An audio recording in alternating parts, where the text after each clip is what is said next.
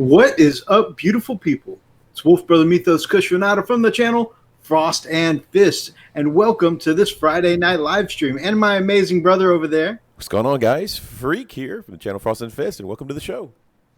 All right, guys, so we have a few topics tonight, and the overall theme for tonight are real battles in the hobby community. Now, that seems probably like a really vague and broad topic, and it does for us cover a few things, but overall, from several things happening with some of our community members or our community members pitching in for other people, from those things to even Warhammer community with their Warhammer community survey, trying to bring the community together and give their feedback for a better Warhammer future. All these things kind of come into that, hobbyist fighting the real, the good fight, if you will. So those are kind of the things we're going to take a look at today. We're going to take a look at some of those with some of our community hobby heroes, and then we'll also be taking a look at, some of the things. Those are kind of the things we're going to take a look at today. Every week, every single week. Those are kind of some of the things. We try to be professional. We try. Those are kind of some of the things we're going to look at this week. All right. So already in the chat, we've got Dark Light Dreamer, and we've got my man Darian coming in, the Daemon of the Warp. Awesome to see. All right. The chat's coming up here in just a second, guys. There it is. Yep, and there it goes. Looking all professional. All right, so we're gonna start this. I haven't. I would probably help. Thank you very much. Your mic is definitely doing some work here. Freak helped me tweak it and get it going in my Windows settings right before the chat started. So literally coming down to the wire, all professional like at the last minute, but coming down to the wire, he was helping me make the mic sound good. So thank you so much for the loan there, Dark Light Dreamer. Guys, I'm working off of a relic here, a legendary relic. This is a microphone used in the Let's Plays of the legendary Dark Light Dreamer. This is a relic I might have had to spend command points on. A relic? Yeah. Well, the cool thing about it is that it's a good mic, it's a quality mic, and it helps eliminate all of the background noises that you would hear on a normal like laptop microphone, or even a lapel microphone sometimes won't. But that microphone is specifically made just like this one. It's unidirectional. It's only one way, and it won't pick up anything away or from the other areas or angles from the microphone. So yeah, you sound really good, nice and crisp, man. Thank you, brother. So it comes with actually several settings. It can be unidirectional, it can be cone shaped, it can be right in front of you. And so thankfully Darklight showed me this morning which setting to put it on to give it the unidirectional sound. So that's pretty cool. So while we have everybody on the chat, I'm just going to put it out there. How does the new setup look, guys? We worked pretty hard on getting it to this point. Notice Mythos is right where his wolf emblem would be, and I'm right where the fist should be. So that's kind of cool. You kind of made it a little more, where we belong, right? This is my circle. That's his circle right over there, right? Also, we got a little ticker of what we're going to be talking about this week. And, of course, the chat, that's my favorite part, is that if you're using a computer, a monitor, you can actually see the chat on a stream. So you don't have to worry about, looking it up on, at the bottom or scroll down or anything. You can actually see it right here. So anyway, just some really cool little things. So anyway, we're really excited. So thanks, guys. We appreciate it. Damien says he likes it. It looks really good. Dark Light says it looks great. Good stuff. Good stuff. So anyway, appreciate the good comments. We're just going to keep getting better and better. We're going to be adding more stuff. So hopefully we'll make it a little more production worthy. Keep going, my brother. Keep going. I just remembered to share our links around. So I figure if we invited some people. Right. So yeah. So anyway, so that's what we've been working on. Um, we've got a good source for our collaboration software, the cloud software, which allows us to be able to do this.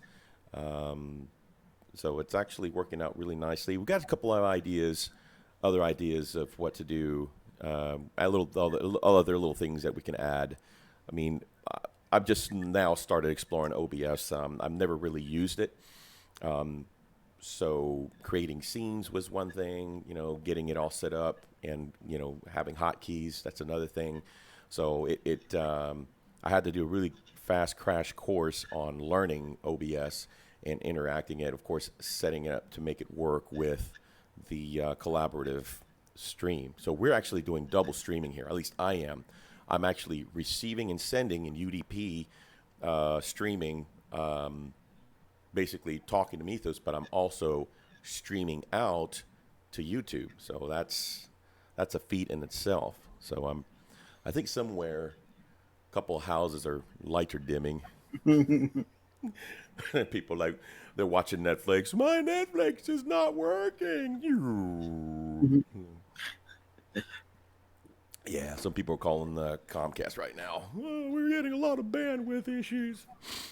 I'm sure I'm probably going to go over my my bandwidth, but yeah. Anyway, so Mythos, what you been working on, man?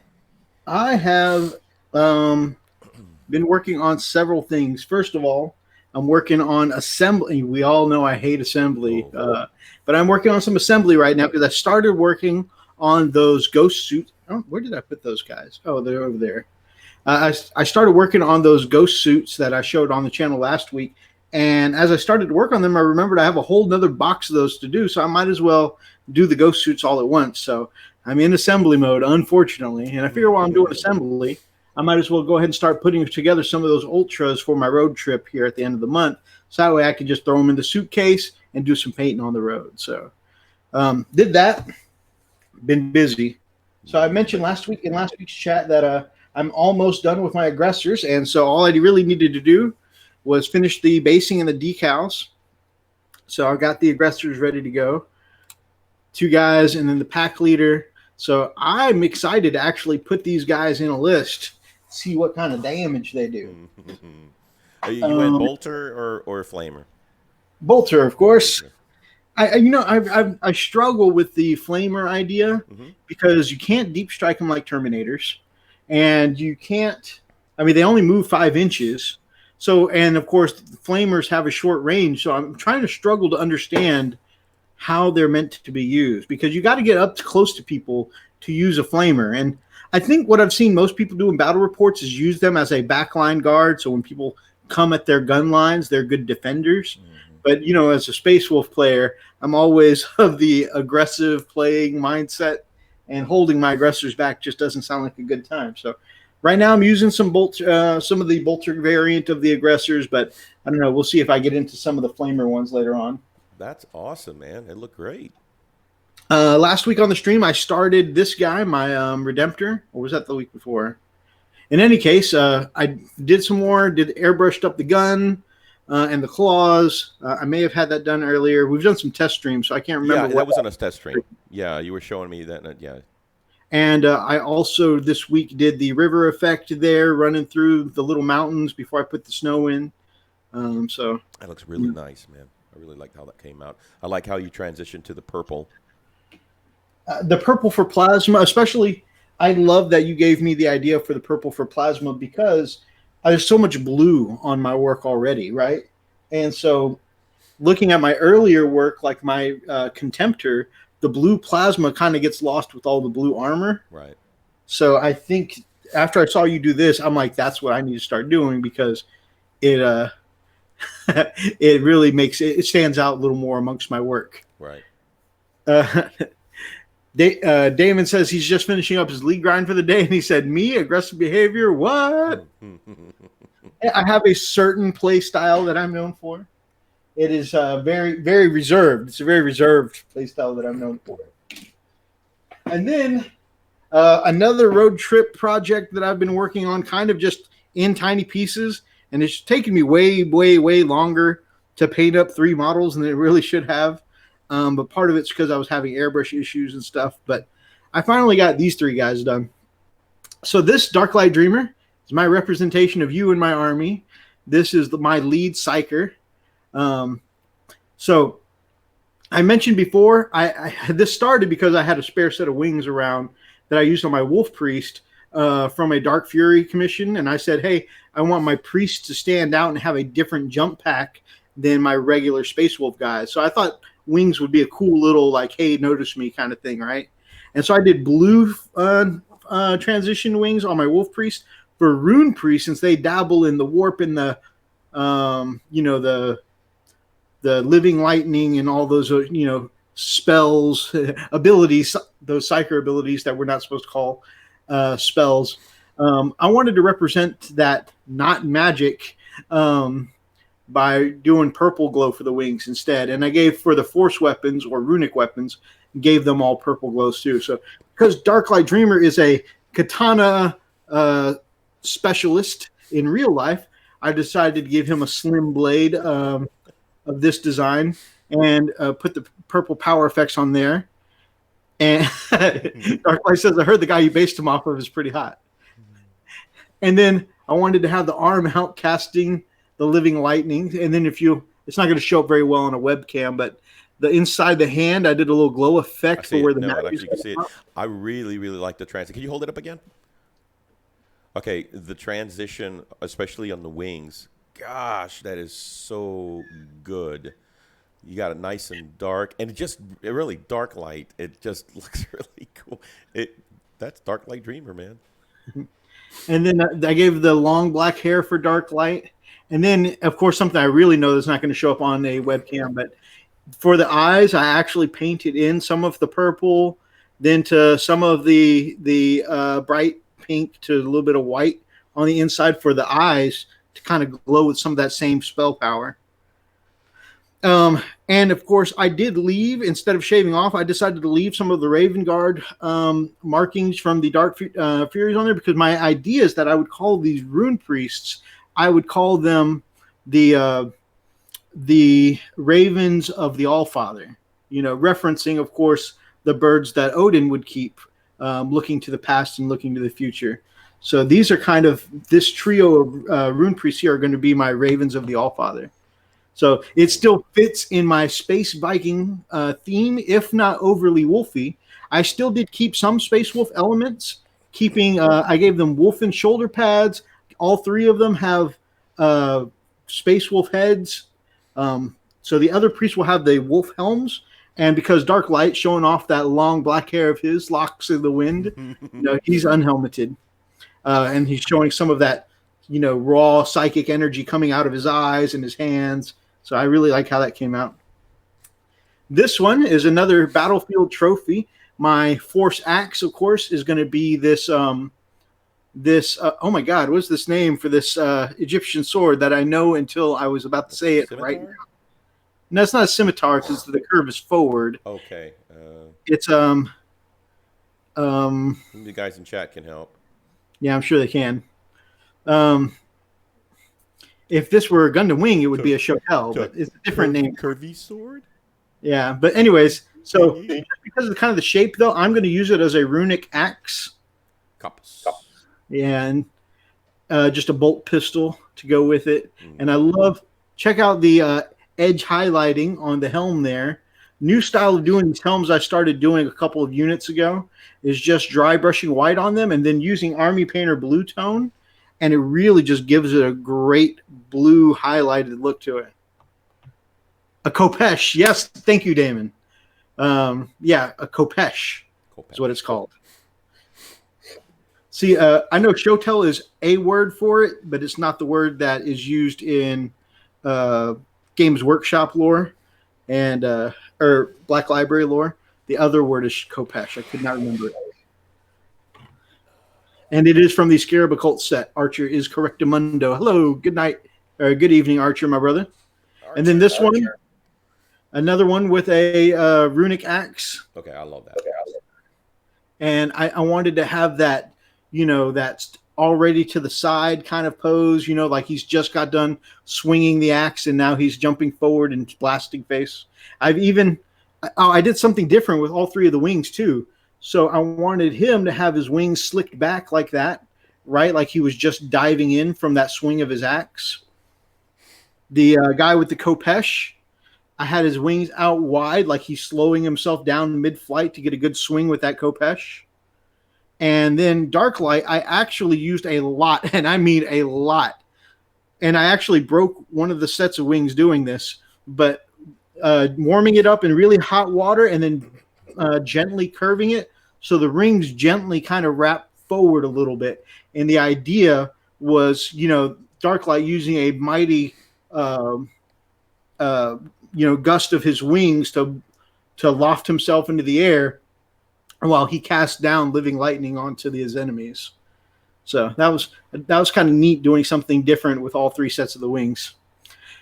And so, Archer nailed it on the head. So you'll notice that there are weapons from powerful psychers in other armies, right? I've got a Wraithblade sword here, a Scarab Occult Kopesh, and then a Wraithblade axe. And the idea is that, of course, coming across other psychically strong foes, these rune priests have collected battlefield trophies like we do in the Fenrisian culture, and they've been purified and blessed by the wolf priests and made sacred for these rune priests to use. So pretty cool. So that's the last thing I finished up.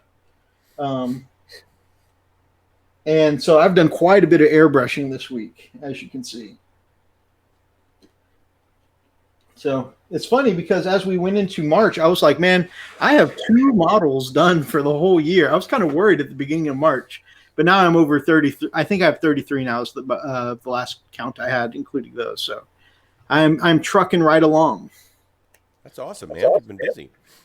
Busy. What about you, my brother? What have you done this week? Well, you're looking at it. Lots and lots of the fancy work that you can see around our beautiful faces right now. Yep. That took some time to put together. Really, really happy how it turned out. Got a little more stuff that I'm working on, but I think this week I'm pretty sure I'll be working on my models. I wanted to take a break and doing the model stuff because I wanted to get this a little step further since we're doing consistent streams every Friday at 8:30. I figured, you know what, might as well make them look good. So started reaching out to some people, started trying to do some research, started working on OBS, learning. Everything I do is self-taught. So once again, I just go out there and try to, hey, Shadowcat, try to build this up. So to make us a little more, a little more professional. We're trying different things. So you may see some different things here and there because we're doing live testing. It's some people will do private testing. The only problem is that we like the feedback. We like to hear back from you guys to see, okay, it looks good or doesn't look good. You guys are honest. You'll tell us if it's going to suck or not, and I'm okay with that. It's, oh, that crap sucks. Oh, okay, well, after I finish crying in the corner, I'll get up and I'll make the changes. So this is where it's at right now, and we're pretty stoked so far how it's turned out. So yeah, this is what I've been working on, and next week though, I think next week coming up, I'm seriously considering. I've got a couple of models that I'm really debating on what to work on. One of them is the Sicarian, and I'm considering it because I originally bought that one for my Fist Army. Okay, hang on, guys. Let me crank my volume. They're saying that my volume is a little low. You guys tell me if that works there. Testing. Is that any better? Mic check. 1 2 1 2. Yeah, your mic sounds good, Mythos. I think mine probably needs to. Hold on. Well, I don't know if you'd be able to tell just because on my end your mic sounds nice and loud, but apparently coming through YouTube it's not translating. Yeah, and that's fine. I cranked it up a little more, so I think that might work a little better. Crank you up a little more. Wait, hey. Hi, girl. How's that there, Archer? Archer says a little more. Yeah, I did. There we go. Okay, cool. All right. Awesome. You're awesome. Make adjustment here. So anyway, so I'm really considering taking the Sicurian. I'm sorry. Hold on. All right, how's that? Is that better? Okay. All right. So anyway, so what I'm gonna do is I'm thinking of taking the Sicurian and making that Space Wolf, in traditional colors instead of Imperial Fist. I'm still debating that, but I'm leaning more towards making that a Space Wolf Sicurian. That's pretty awesome. Yeah, it's either that. Well, I think I'm gonna I'll probably double up on something else because there's something else I've been wanting to do, and you and I have talked about it. It's what do you call it? Getting one of the lieutenants painted. Yeah. Yeah, the Primaris. Yep. Really want to get that guy up and running so we can actually, get that going. So anyway, so that's what I think I'll be working on next week. I'm excited. I got to build it. What is that? A Primaris Lieutenant. Sure. I don't know if you remember, but when I was first trying to find a good hybrid between AdMech and Space Wolves, I put one together for some re-rolls, but ended up going adding the bike to my list instead. But I decided to go ahead and pull him back out because he is going to be one of my HQ choices for that Ultramarine Fresh Force Challenge. Oh, okay. So are you gonna make that Ultramarine then? Yeah, he's going to be an Ultramarine now. Okay, cool. So that's gonna be your vanilla. That's pretty cool, man. I mean, I'm pretty stoked. I really want to get started on my Space Wolf stuff, and I think doing the Sicurian, I think that'll probably get me kind of where I want to go. I'm also really wanting to start working on my cavalry. That's kind of like in the back of my mind. So see that board back there, that board right there, the dry erase board. I'm going to go ahead and redo that. So there's stuff that I haven't. I mean, just about everything that I've had on there, it's already finished. So anyway, so that's what's going on, man. That's what I got. So it's not. It almost seems like I haven't been doing anything, right? Because I don't have any models to show for, and that's one of the biggest, the hardest things to deal with. But this I have to show for. This is part of the hobby, so that's important to me. So now that I have that out of the way, I think I can, move ahead and do a little. Oh, there's some question in the chat which lieutenant was. It's not the Calcius, the one drawing the sword. It's actually my favorite one, the one that looks like he's already swung the sword and it's got the pistol coming around to bear. That's actually my favorite lieutenant. I know he's from the vanilla starter Imperium set, Dark Imperium set, but this is my favorite lieutenant so far. Okay. Which is saying a lot because what should be my favorite is the Lieutenant Ice Pelt from Tooth and Claw. But I don't know, something about that pose with the sword and the pistol. It just looks cool. Okay, I'm about to make some. Sorry, guys. I'm making some changes. I think that will help a lot. I think you'll help a lot. And right around there, that should boost the gain. All right, Shadowcat, what are you thinking? Need to go. Yeah, I'm already there. Way ahead of you. Been doing IT for a long time, Shadow. So I just need you to just tell me if you're getting it. Let's see, a little crank there. All right, what do you think? Oh, it's still not taking. There it is. Try that. All right. One more time, guys. I'm actually having to whisper because otherwise I'm peeking. No peeking. I'm peeking. I do not want to peek. All right, testing 1, 2. Okay, guys, how's that sound? You know what? I'm going to crank this up a little more. Oop, I am cracking a little bit. Oh, that is a pretty cool little known fact about the Shadow Cat. She is a former DJ. That's awesome. Yeah. No. There you go. That's just for What kind of Shadow music Cat. did you specialize in as a DJ, Shadow Cat?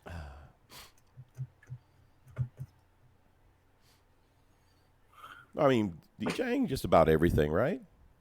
I mean, you can't be limited to one genre. You pretty much have to do. Oh, metal. Oh, that's cool. Anything? Any particulars? Like any kind of metal? Because metal is pretty broad.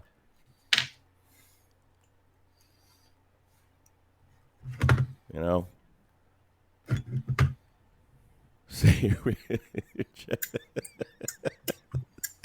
Yeah, Archer. I'm definitely gonna have to say it with my chest. As someone, as a British person into metal, how do you feel about Bullet for My Valentine? Man, I wish I could catch one of their shows. That would be really cool. Why is it? Waking the Demon, one of my all-time favorite songs. Okay, I see what's going on. My settings keep resetting. Huh, okay. Yeah, so I'm making my changes on, it's automatically doing it. Why is it doing it? That's the darnest thing. Because it hates you. It hates me. It is automatically, literally, oh, you know what? I know what it is. It's got to be OBS. Hold on. OBS is throttling me. It's what it is. It's adjusting it. Some of my friends are really into baby metal. Shadow Cat, that's awesome to see. Against Me, that's one I've not heard of, honestly. No, I'm not familiar with that one. All right, so apparently Brian from Atomic Dog Scale Model Freak is about to join me on some hobby. He's got us on some background noise set, and now he's ready to the bench to paint. So awesome. Getting that model for today knocked out. Which one is this? The Who. I've not heard of them. A Mongolian band.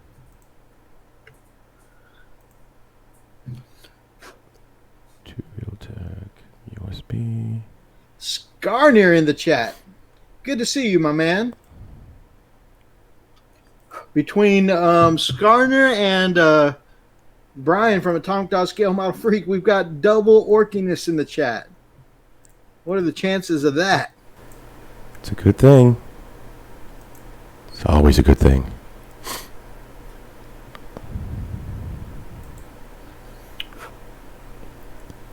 Okay. Bear with us, guys. Still working on the little bugs here and there. Audio. Let's see. You guys know what they say. New setup, new problems. Yep. I didn't anticipate this because what it's doing is I have the settings in Windows cranked up, but somehow the, what do you call it, the OBS is throttling it. So for some reason, it's actually making it's literally taking control and adjusting it. And so but I don't want to relinquish control back to Windows because I'm definitely controlling it from OBS. So I just have to find where it is controlled in OBS to make it work. So see, I like how you've got the chat on the screen now. So when I go back, when I go back and take a look at the footage here, I'll be able to look up all these awesome bands that they're recommending to us in the chat. So The Who, their song Wolf Totem is what I'd imagine the White Scars anthem to be. That's pretty awesome. Leah. I'm going to have to check all these guys out. Darklight Dreamer says, bugs! / internet outrage. So we're using a new... I'm surprised Roxas isn't on yet. He would be going crazy right by now. Skarner asked what the problem seems to be, and we're using a new setup, of course, and of course, while using the new setup, something that didn't come through when we were testing before is that Freak keeps changing his volume to make it easier for you guys to hear, and it keeps dropping his volume as he's talking. It keeps going back to default settings. Right. So here's the deal. So basically, right, we have the we've got the actual adapter settings on Windows, right, for the microphone, and the levels right now. Again, I just changed it. It's on 31 for the microphone. I'm going to crank it all the way, and you can actually it's changing. You can actually hear it, right? So let me do, and it keeps changing on me. So right now, if I do that, it's cranked up, but you're going to start hearing it go lower and lower and lower and freaking lower. And the reason why is because I believe OBS is throttling it because it's getting to the peak, and somehow it's bringing it back down. So screw it. I might just have to just project like Shadowcat, and then I'll have to figure this out later because it's just annoying. Because right now it's back to 42, and that's not where I had it. I had it like on 99. Anyway, I'm sorry, guys. It's just one of those really annoying things.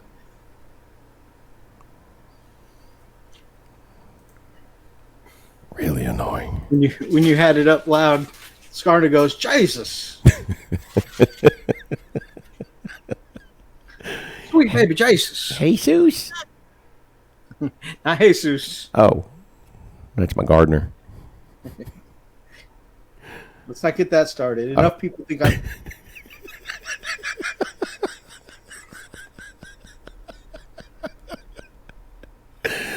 Órale, güey. No. You make one Spanish joke, and then all of a sudden, I feel like I have to start explaining to the audience that I'm Asian and Italian, not Hispanic. Oh, good. Anyways, so Leah says that. Shadowcat says Leah is Celtic metal, which is definitely something I'm into. I love the band Delane for that feeling of Celtic metal.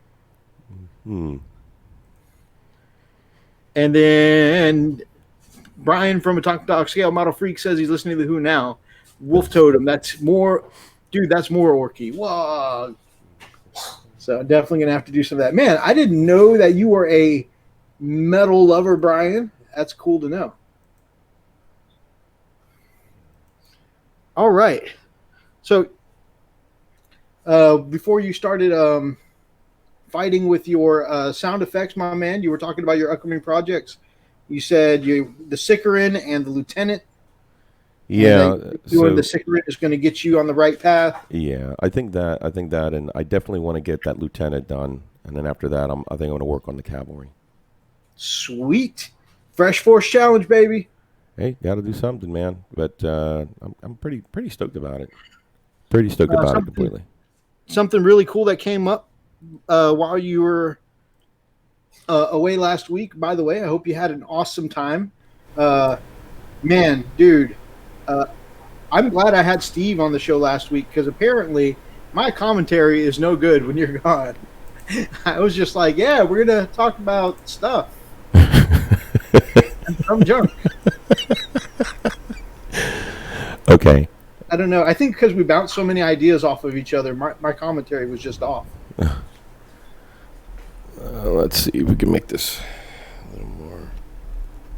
But yeah, Fresh Force Challenge. So last week when I was doing the chat, brother Ian from our TMP Brothers was in the chat. Oh, cool. And while he was in the chat, I was talking about my Ultramarines project coming up when I hit the road again here at the end of the month. And he apparently also has about 2,500 points of Ultramarines to paint up. And he said, what the heck, we'll paint them together. He's got a couple other projects he's working on at the same time. But yeah, apparently I'll be working on Ultramarines next to one of our TMP brothers. That's cool. That's really cool. Bill and Ted 3 2020. Yeah, somebody was just mentioning that. I have this blue Bill and Ted shirt I wear around, and somebody in GameStop was like, there's another one coming out 2020, baby, and he high-fived me out of nowhere. It was excellent. He didn't high-five your forehead, though, right? Okay, good. Just making sure. Darklight Dreamer says, most of my commentary is solo, so it is hard to get used to.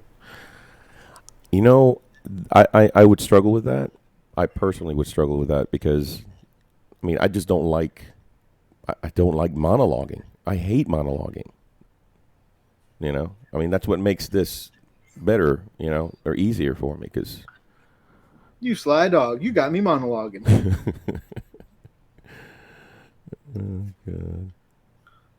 You had me monologuing. I love that movie. That was a great movie. I need to see the second one. I've seen bits of it. I haven't seen the full thing. I figure, why do you keep changing on me? Why? I freaking hate you. Speaking of movies. Movies or boobies? To Brother Dazrock, who frequents our chat here on Friday nights. Brother Dazrock has already picked up our tickets for us to go see. God, dog it. No. When did I even do that? Jesus Christ. Jesus? Not Jesus. I hate when you have this nice airbrush work and then you look down while you're working on something else and you're like, where did that stray line come from? Yes. Yes, but you pray to Jesus, he will help you.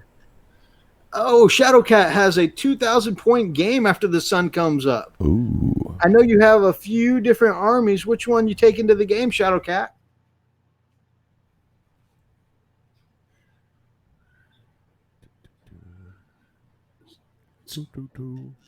Skarner says, why not adjust the mic level in OBS itself? I have. Yeah, that's the thing. I cranked both of them, and it doesn't matter.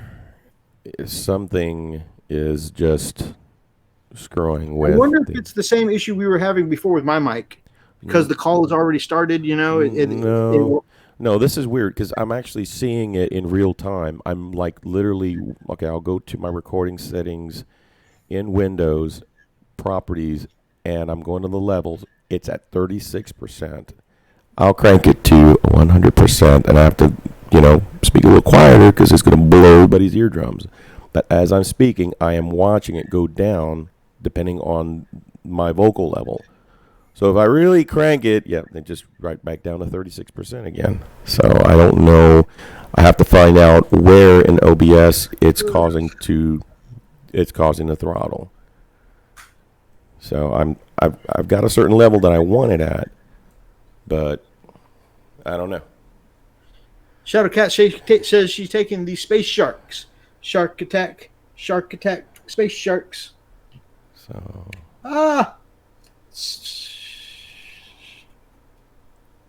when did I do that? Properties. So I don't know. Should we tell them what we started doing this past week, Mythos? Oh, we've already kind of mentioned it in the test chat. That's just a test chat, man. This is a unique audience right here. I'm just saying they may already have a clue. It's probably no secret at this point. What? Who told them? I may have posted it up on Facebook's. You dirty rat.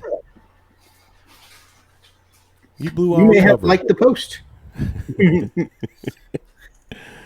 You blew our cover. Let me see if I can find it again. Man, I should have had you pull up that picture. Jesus. Jesus? Did you say Jesus?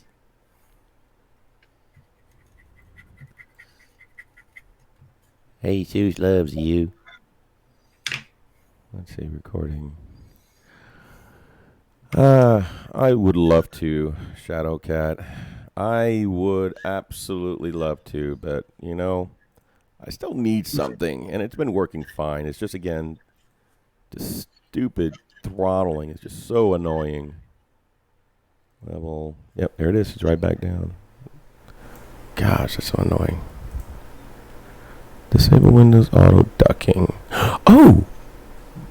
Maybe that might be it. Let me try this. Hit apply. I don't know if this does it or not. Testing. Go back to it. I may have found it. Let me see. Testing. 1, 2, testing. Nope, it's still doing it. God bless it. Disable Windows. I can leave it alone.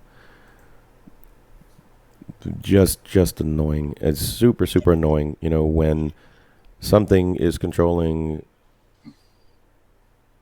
something that it shouldn't be controlling. And you know what? I should Google foo it.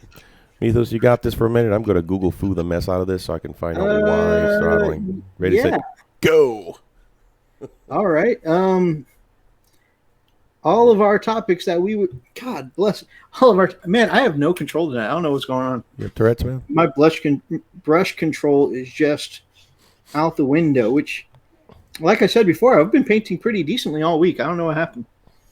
But just tonight, for some reason, I just have no control. Have you guys ever had one of those nights where your brush control is just not where it normally is? It's a very, very annoying feeling indeed.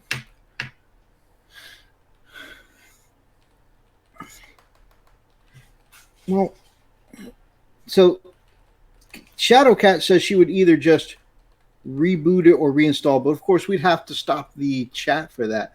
So that is a curiosity I'd like to ask you guys. Is his sound are his sound issues, you guys think, enough that it's worth stopping the chat for him to do a reboot or something like that? Because traditionally what happens is that when we restart a live chat, it kind of like kills the conversation for the rest of the night. So you guys tell me how bad the sound issue is. Yeah, I mean, it really shouldn't matter. Rebooting is not going to fix it. It's definitely a setting that I am missing. So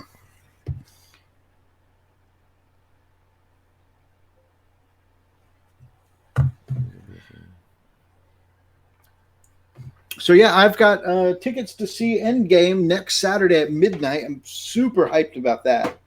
Is anyone else going to see it? So seeing it Saturday at midnight means I only have to try and avoid the internet for a couple of days. The general consensus of the chat freak says that they wouldn't worry about it. Don't touch it for now. So it must not be that bad. Okay.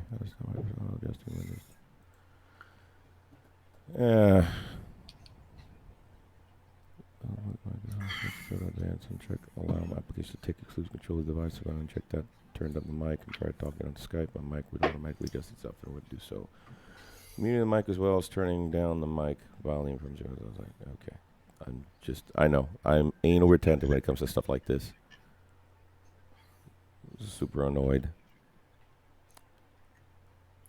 So I am currently just doing some touches on a rhino I painted a few months back. Is there any projects that you guys are working on or have been working on lately? Any orky goodness from some of our orc players out there? I know Brian said he's painting up a whole bunch of boys.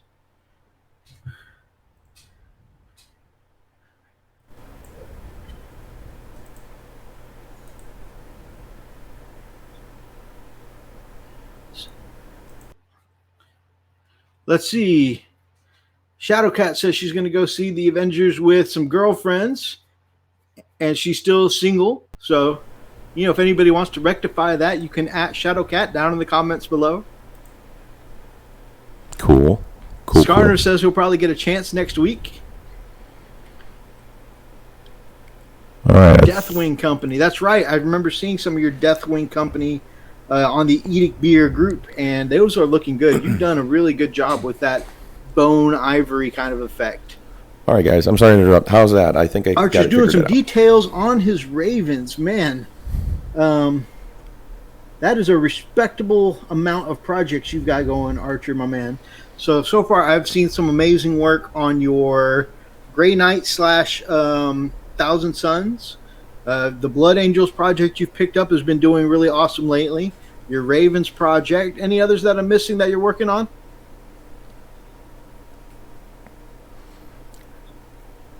Brother Roxas is in the chat. What's going on? Skarner says he's gathering some bits for Orky building competition. going to build along with the boys. I think I saw that pop up in my feed for your channel the other day. That's that building competition, I think in league with Big Mech, if I remember correctly. Let me know if I have that wrong. Oh, also I forgot Archer's Custodes. Man, he's got a lot of really cool projects going on. Can you guys hear me I'm okay? jealous because I also want to do all the things. Mythos, can you hear me? Hello? Shadowcat says she bats for the other team. Sorry, guys. Check. What is going on, Roxas, my brother? Good to see you, my man. Find any leads, Freakalicious? Okay, apparently. Chat, can y'all hear me? No? All right. Well, wow, that's weird. I noticed that. So the chat can hear me, but Mythos can't. You can't hear me. I can't hear you. Are you I saying know. anything? Can you hear me? Read the text. You can hear me or you can't hear me? I can. I cannot hear you. No, sir. Okay. Guys, we're real professionals. I think I know what it so is. Apparently, yeah. Okay, so the general consensus is you died, Freak. Okay, guys. I will remember you. All right, I know what to do here.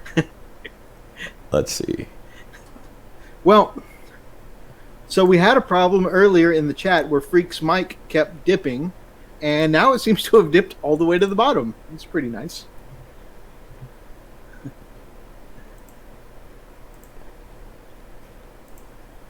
Okay, can you hear me now? Yes, we All can right. hear you now. Yeah, it wasn't that part of it. What I did was I had to shut off the microphone and bring it back up, and that stabilized the whole, movement thing. The whole. With my head down painting, I have no idea how long you were trying to get. Oh yeah, I was talking to you, and then the chat's like, "Well, we can hear you." Well, because it's being broadcasted through OBS. But what was happening was our collaboration software that we're using, it wasn't transmitting through there, so you weren't hearing me. So, but anyway, so we got it all fixed up. You guys can hear me okay, right? So Freak called it earlier tonight. He said, "Man, using this, even though we've done test runs, we've tested just about every avenue that we can think of. Murphy's freaking law. Murphy's law. Something will go wrong tonight. That's going to be outside of my control. Stupid freaking Murphy's law. I don't know if that's Murphy's fault or the fact that you predicted this. You made this happen. You're blaming me for this? No. Yeah, it's my fault. Is that what it is? I conjured it. I'm a wizard. I used the power of my... Wait, hold on. I'm going to do it. I used the power of my mind. Okay, so Shadowcat says that it hasn't dipped. I guess that's since you came back, so that's good to know. Yeah, like I said, all I did was I disabled it and turned it back on, and it seems to be working okay. And See, it's funny how often that's the solution. Did you turn it off? Turn it back on. Yeah. Let me look at it real quick. Remember, a live run of any project will always break in some way it didn't in testing. Right, which is exactly... Never mind, I'm not going to... Yeah, it's still doing it. That's still stupid.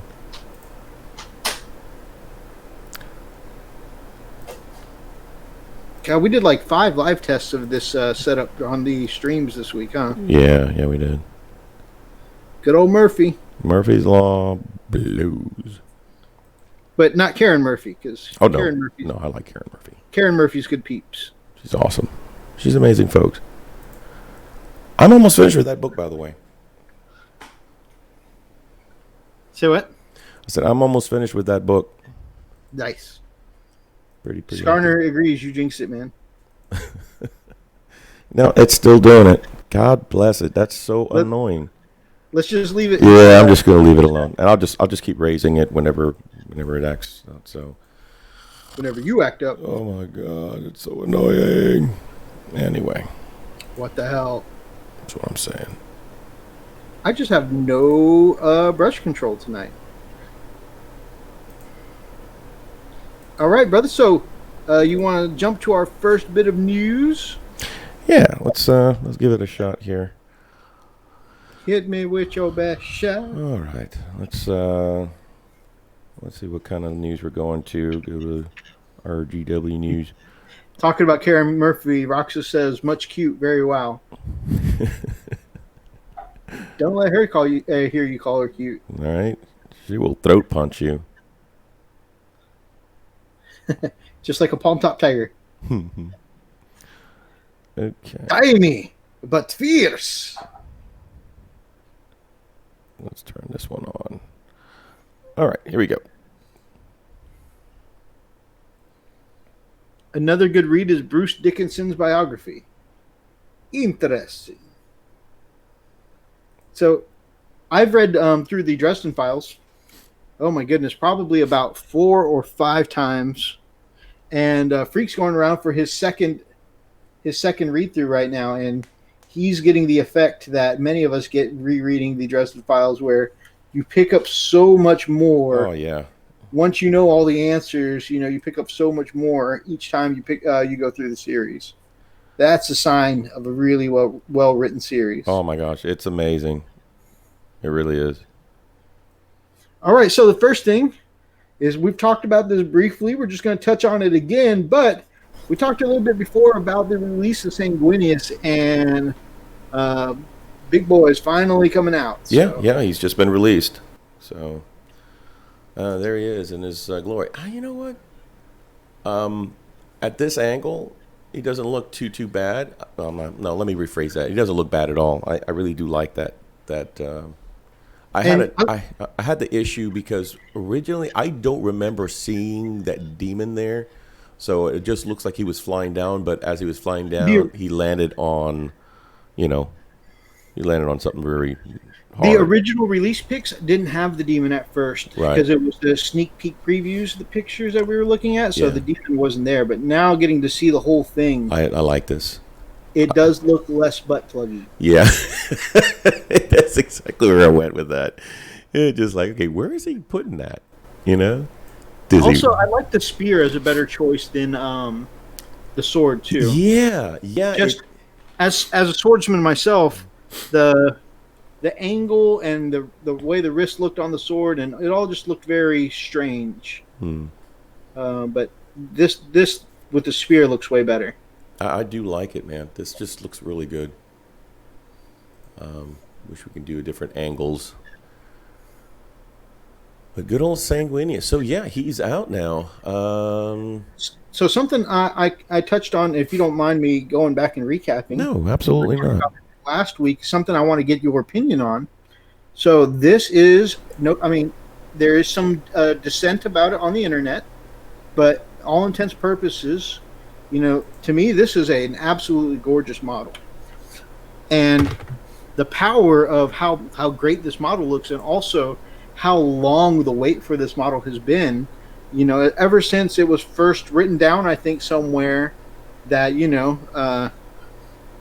Sanguinius, is slain by Horus, during the assault on Terra. Right. Ever since that's first written about, I think fans of Sanguinius everywhere wanted a model. Right. There's a lot of expectation here. It's a powerful thing. Let me tell you about something that's happening in the community right now that is a direct result of this kind of power, and of course some other things. So, one of our favorite channels, and someone who's been a supporter of our channel since we first got going, back when Legion of Gamza was a thing. Mm-hmm. Blood Angels Rock, Mr. Unpronounceable Cruangela Sicilis, has had his channel was based around the fact that he didn't even play for most of his time, 30 years with Blood Angels. He never even really played until recently. Right. And he was all about collecting Warhammer 40k Blood Angels. Mm-hmm. He was pretty proud of his collection too. Man is retiring his 40k Blood Angels collection. Yeah. I'm struggling with that. That's a tough thing. That's retiring 30 years of of personal history. It seems like. Okay, I can understand, parking them for a while, but not. I don't know, man. I'm not gonna diss the guy. I mean, that's his prerogative. I get it. But just me putting myself in his shoes. I'd have a hard time letting go my first love. That's just the way it is. Now he is going from his first love to his first love, though, so it's not as big of a change. Sure. He's going to be going to collect 30k Blood Angels because that's the game he plays. Right. Just his group of friends and he really just more focus on 30. Well, they exclusively focus on 30k. So, as the game he's playing, I can kind of understand, but it's just wow. I mean, I'm a pack rat by nature. I get emotionally attached with it.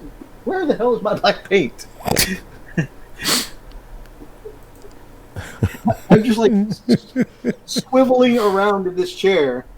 There's the gray. There's the white. These are colors I keep together. But where the hell's the black?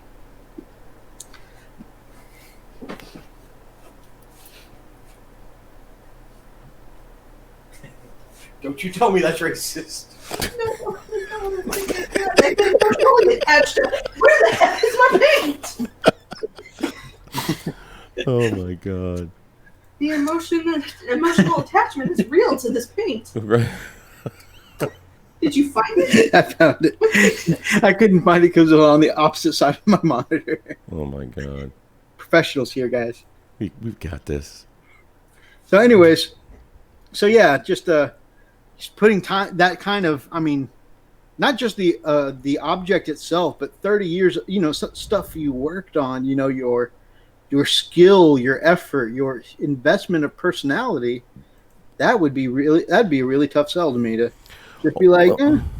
But I mean, in a way though, I kind of give him kudos because I know that's a pack rat part of my personality. So right. In a way, I'm like, wow, the fact that you can move on, and he's moving on to this gorgeous Sanguinius model here into 30k Army. Okay, but going back to what you were just saying, if he were just leaving his Blood Angels and going to something else all different, I'd have a real hard time. But like you said, if he's just transitioning systems, that's not really that bad.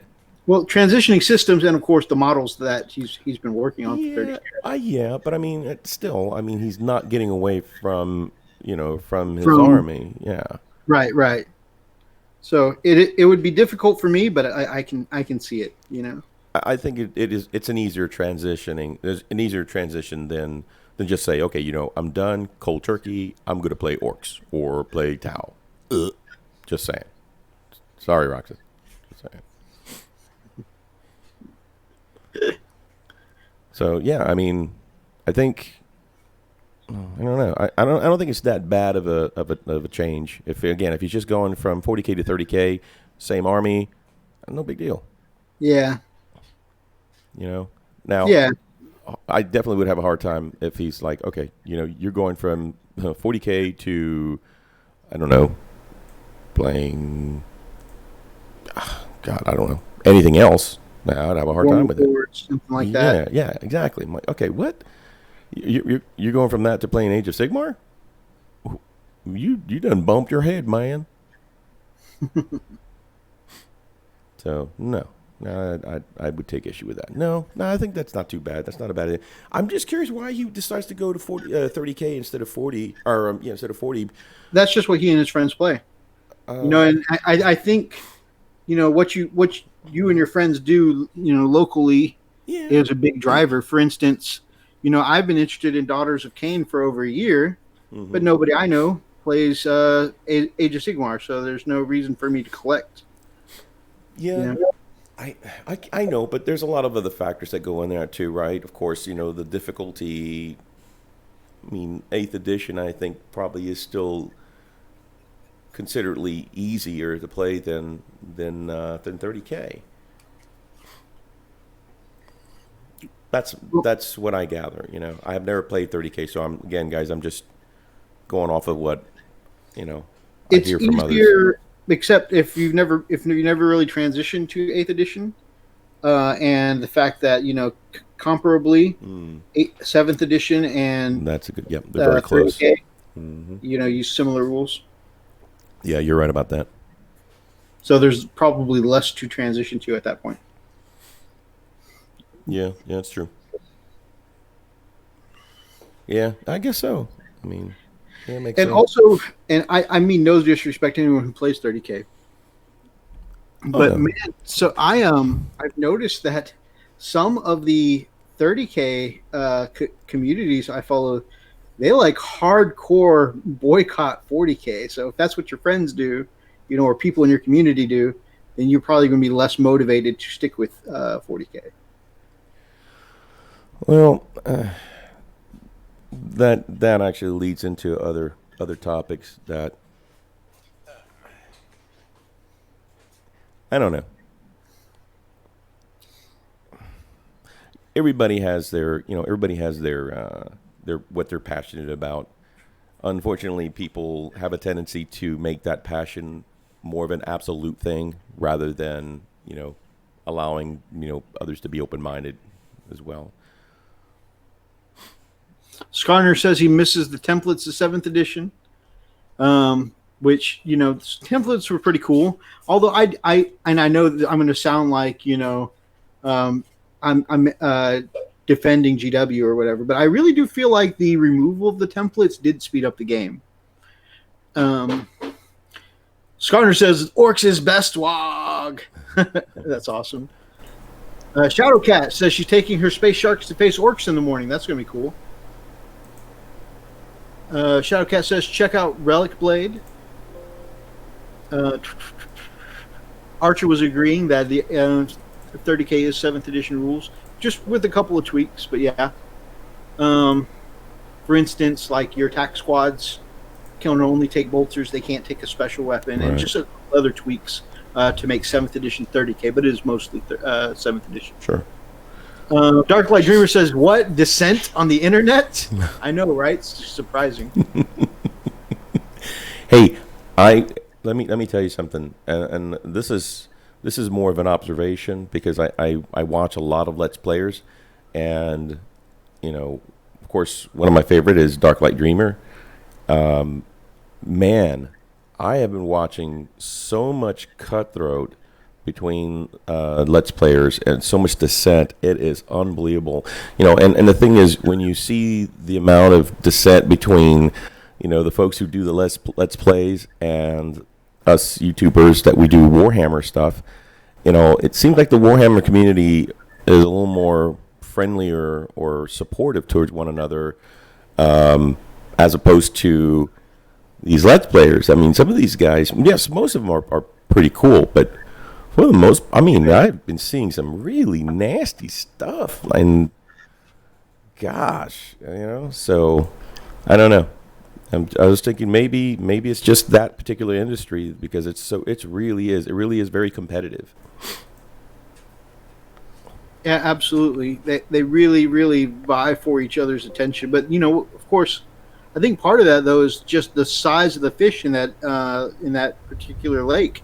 Because if you think about it, video game Let's Plays, I mean, they are not all of the big fish, but they are some of the cornerstones of the YouTube market. I mean, PewDiePie being on top for years may not do video games anymore, but that was one of his humble beginnings. Markiplier, of course, is a giant of YouTube. Right. And of course, he does a lot of stuff now. But again, traditionally, he began with Let's Plays. So the fact that you can make it to the top on Let's Plays, I think leads to some of that cutthroat feeling between some of the personalities. Yeah. And of course, it's not in everybody. I feel like, when that level of fame is on the line, right, it kind of brings out a little bit of the true person. I always feel like success doesn't make people bad people. It allows some of those truer colors to show, A very good point. I totally agree with that. It kind of brings out what's already in your heart, And, right. So, And so if somebody, was already prone to some of that cutthroat activity, before having a potential success on the line, having to, be in a competitive environment with other people, that was already in them, then they're going to do it.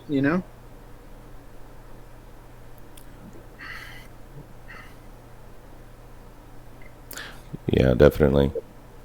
I feel like success doesn't make bad people; it reveals bad people. Right.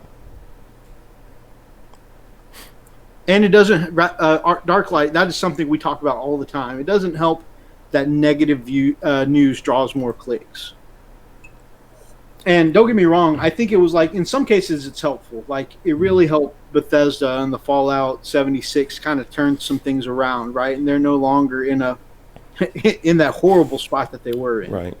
Right. Unfortunately, they needed to be called out onto the carpet to account for some of that stuff. Right. But there's a right and there's a wrong way, right? I mean, there's with everything, of course. Right. But also it seems like because that was so successful though, people want to recreate the Fallout 76 effect with everything. So now it's anytime there is, because let me tell you guys, game developers, and I'm talking about whether it's tabletop and we're talking about Games Workshop, and this will actually lead us back to the community survey. Whether it's Games Workshop, whether it's a video game, developers have been over promising and over committing and under delivering for many years. This isn't a new occurrence happening, right? Developers tend to have a vision. They try and go where they want with it. They can or cannot make it, and of course, sometimes that leads to disappointments, right? Right. Roxas says that Bethesda's still not in a great place, especially with pace. I didn't say they were in a great place, but they definitely. I mean, you don't see everyday viral videos. They are taking the right steps in the right direction. They're course correcting. They're taking the steps. I mean, it may be too late, especially when it comes to that particular game. Sure. Yeah. So definitely, they burnt some of these bridges, and who knows if they'll get it back. But where was I? Oh yeah, so they have certain things they try and deliver. They developers all the time promise more than they intend, or promise more than they can deliver sometimes. And of course, yeah, it needs to be looked at when it happens, right? But because of the way, especially so much clickbait success following things like the great Bethesda disaster, now every single time a developer doesn't give every single thing the way it was said, hey, this is what we're going for, this is what you're going to be able to do, this is what you're going to be able to see, yada yada. Mm-hmm. I mean, it is a full-on feeding frenzy because everybody wants to recreate the click frenzy that the Bethesda situation caused. Mm-hmm. Right? And so now we're not even, I mean, we're looking for opportunities to crucify people because we want those potential clicks. Right. And you know what's happening? It's causing a division between the developers and the actual users or players.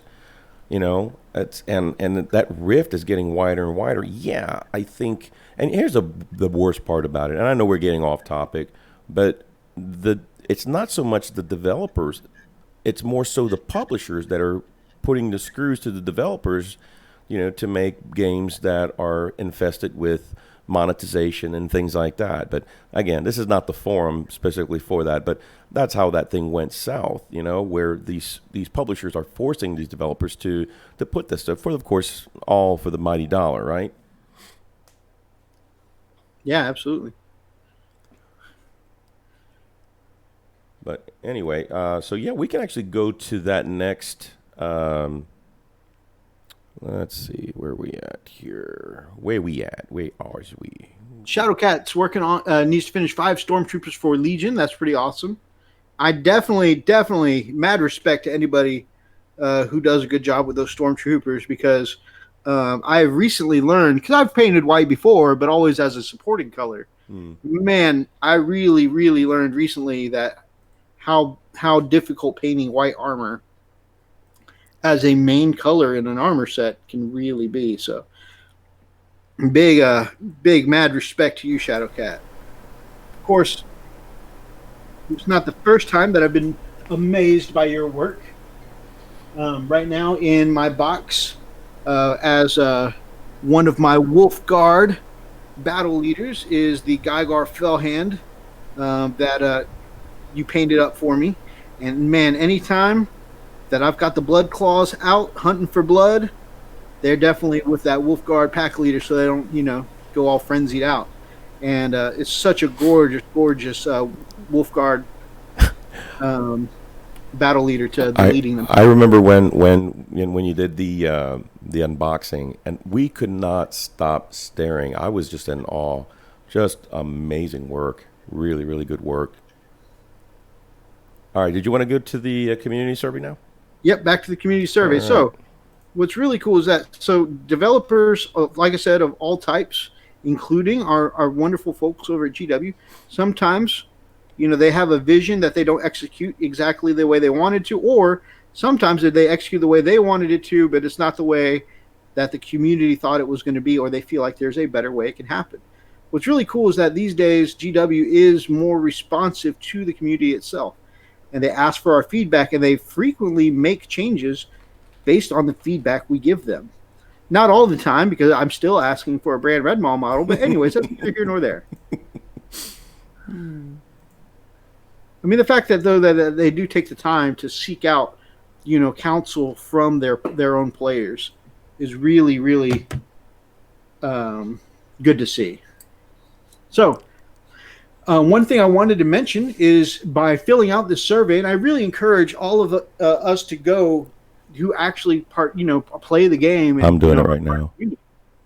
To go through and take this survey for a couple of reasons. First of all, I mean, it's going to give us feedback to actually get the things we want to see from GW. So if there's a spot for other where you guys can type in bring back Brand Red Maw, guys, make sure you do that for me. Anyways, but also because not only can we give them our feedback, but it's also an opportunity to win something, right? And so if they say that you will actually learn they specified a Plastic Sisters of Battle army. You're registering for a chance to win when you fill out this survey. And that's amazing to me for a couple of reasons. First of all, I want to win some Plastic Sisters of Battle. But second of all, it is no longer, if they're offering up as a prize, this is no longer don't worry, guys, someday we're going to get you those Plastic Sisters. This is real. This is serious. And I know they've been doing the bulletin, the Battle Sisters bulletins. But I mean, the fact that it is set in stone. You will win this. That's amazing. So I'm pumped for some Plastic Sisters. I'm pumped mostly. I'm pumped adjacent because I really want the Plastic Sisters. I like a lot. You guys have no idea. Although, man, I just find myself inundated with so many projects right now. I've got my Wolves, my Admech, my Knights, Ultras now that I'm starting, and then I'll be looking at Sisters. But that's cool though, and the more we have, the more variety, of course, the more that our games with our friends are going to be spiced up, and of course you guys won't be staring at the same Imperial Fist versus Space Wolves battle report every time you look at our channel. So they're not? Oh, I mean, yeah, that's right. Yeah. So I think that'll all be cool. So we're looking at some of these questions here. For which of these games do you own a miniature? Last miniature unit or box set you bought, and why did you choose it? So some pretty cool stuff. What is the last thing I bought? I bought so much. I think Shadow Spear is the last thing I bought. Okay, so this is kind of funny. What age were you when you bought your first game workshop miniatures? Okay. It's funny because almost everybody I know in our community did it as a youngster, and I started when I was, 30. So and of course, yeah, you started a little later than that. So we definitely don't fit the usual Games Workshop model. What's your favorite aspect of the Warhammer hobby? These are good questions. Yeah, because there are definitely some people who just collect. and keep their 50 shelves of gray. There's some people who just do the painting, like Mike did for so many years over at Crew Angela Sicilis. And then there's some people who they'll put it together. Sometimes they'll prime it, sometimes they'll leave it gray, and they're all about playing on the tabletop. So there's a good variety there. And then some people want to do all of it, just like I was just mentioning about us wanting to do all the things.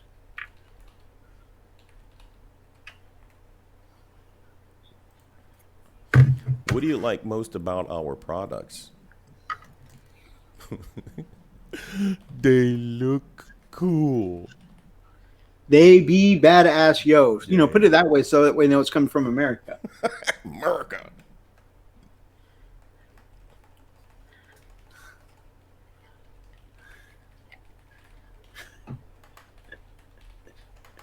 Guys, I can't even spell. Type. Maybe look at models. Great lore. Wonderful community. There we go. What do you like least about our products? Price. Yeah, I'm being honest. How far are you from their nearest Games Workshop, Warhammer store of independent? Phew. Well, they're opening up. They just opened up somewhere there in Spring next to where you work. No, there's nothing in Spring.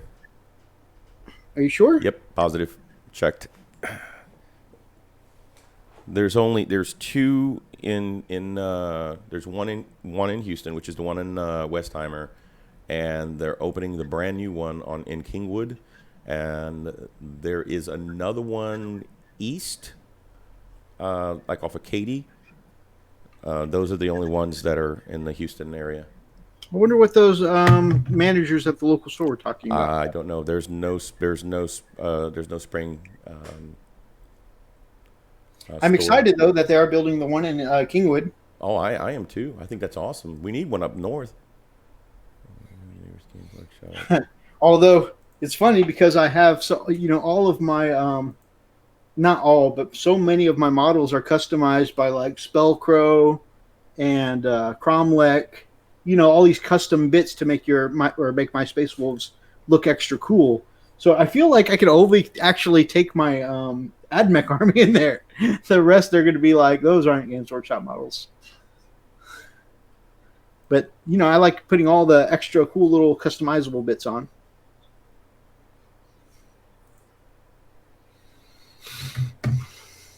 This is a pretty long survey. They're really getting into it. Where do you play? Yeah. At home or friend's house? We're a local store, I guess, more than a game club. Yeah, we do local store and at friend's house. Which type of play do you prefer? I like. I don't know. I kind of like either one. Well, we I think have only done match play because we play with points. That's true. We give a reason or choice. Because I wanna. I think that's a good answer. I really, really, really want to say big Really, really, really wanna. How's that? Think you'll buy that? No. Okay. All right, we'll change that. I think that's exactly the kind of feedback they're looking for. I really no. See, now I feel pressure. I mean, don't worry. Just people are watching you at home. Fill out the survey.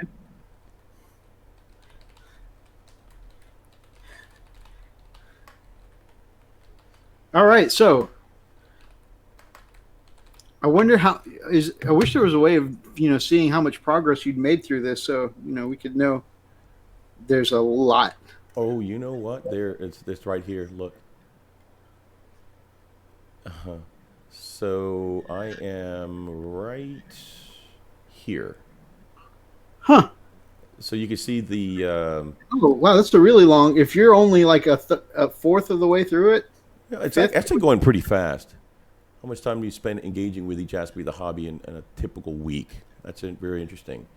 Oh, wow. This is pretty good. Reading? What is this reading it speaks of? Hey, I'm 25 books into the Horse Heresy right now, baby. You're a beast. No, Audible's a beast. Yeah, I it just really listen. is.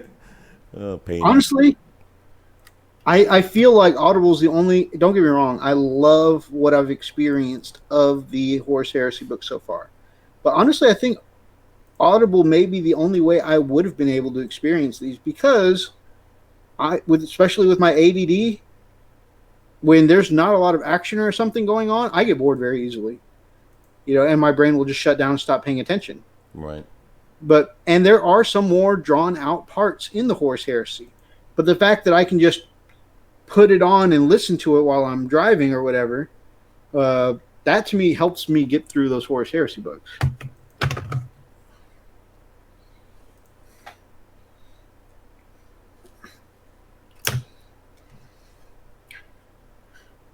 Well, I think my Rhino, of course, I really did all the painting other than the trim up about, a couple months ago, but this is pretty much ready for some gloss and decals. My Rhino. Dude, that I have owned for like 3 years. Is that the one that you brought? No. What did you bring to our game? That was the Razorback. I painted them up at the same time, though, back in October, November.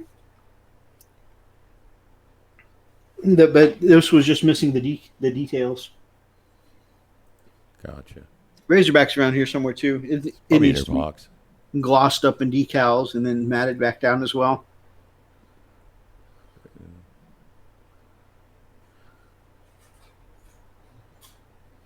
All right, let me take this off so I won't bore the crap out of y'all on this.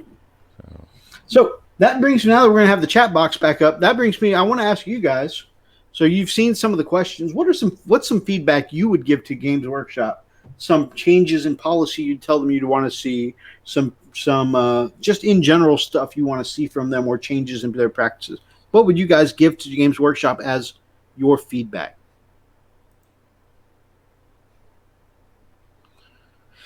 Everyone says prices are their least favorite things. Yeah. Yeah, I can see that. That was definitely one of my comments, yeah.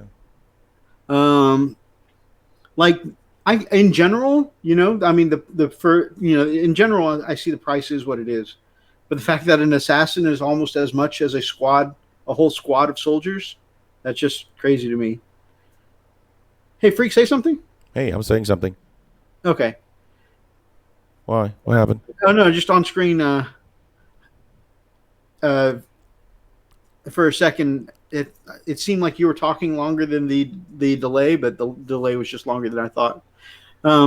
So let's see. Yeah, when I take my scale model at hobby side, I try and convert to Orcify models. Exactly. Always adding in the extra pizzazz, that extra little conversion. Is definitely something I like to do. Like I showed earlier, I have these jump pack rune priests that look nothing like what a traditional Space Wolf player's rune priests are going to look like.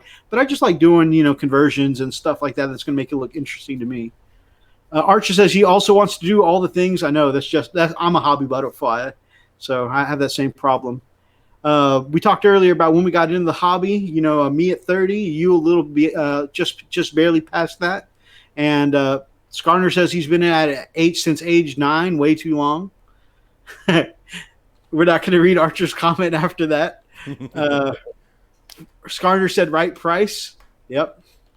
We're talking about what do you do in the hobby. Brian says he paints. That's all. 12 Niche says everyone says price is their least favorite thing. Tom Dog Scale Model Freak says, saw that, Freak. Sucks when a survey asks for age and you have to scroll down a bit. Shut up, man. Shut up. Shadowcat says I lost mine in the third move where I live now. I think you need some pencil edging. Learn to write some decent rules. Yeah, that is definitely some good feedback. Some of their rules are written a little bit on the questionable side. I would like to add to that, Skarner. They should learn to write some rules for Brand Red Maw. Anyways, moving on. Miniatures Paintbrush says, what's up, guys? I'm very grateful that GW made this survey and are listening to us in regards to our beloved hobby. I can't stay long. I'll catch you next time. It was awesome that you stopped in, Dude. brother. Thank you so Man, much. Heck yeah. Stop screwing Grey Knights rule wise already. That's archers. And I can see that. I can see that. I have thought that Grey Knights were really awesome. So when I was choosing my Space Marine armies from just look and what I'd already kind of experienced with some of the fluff, I was looking at Space Wolves, Grey Knights, and Ultramarines, and of course just the wool. The fact that the Malay brought me down to Grey Knights and Space Wolves, and then the fact that they would actually ride some of those badass beasts the size of freaking pickup trucks or bus, or vans, these wolves that are the size of vans into battle. That's amazing to me. So I'm like, I want to be on a Thunderwolf riding across the battlefield and punching something in the face. So that's what made me choose them. Shadowcat says more multi-post primaires and bring down the price for the guys down under. That's fair. The guys down under do get screwed a lot. I mean, if they had, I don't know if the their market is big enough down there, but I mean they should just open up a shop down there. Have you seen a transfer rate? I mean, I was watching a YouTube. I don't remember who it was, but the transfer rate was just so off. It's like the pound.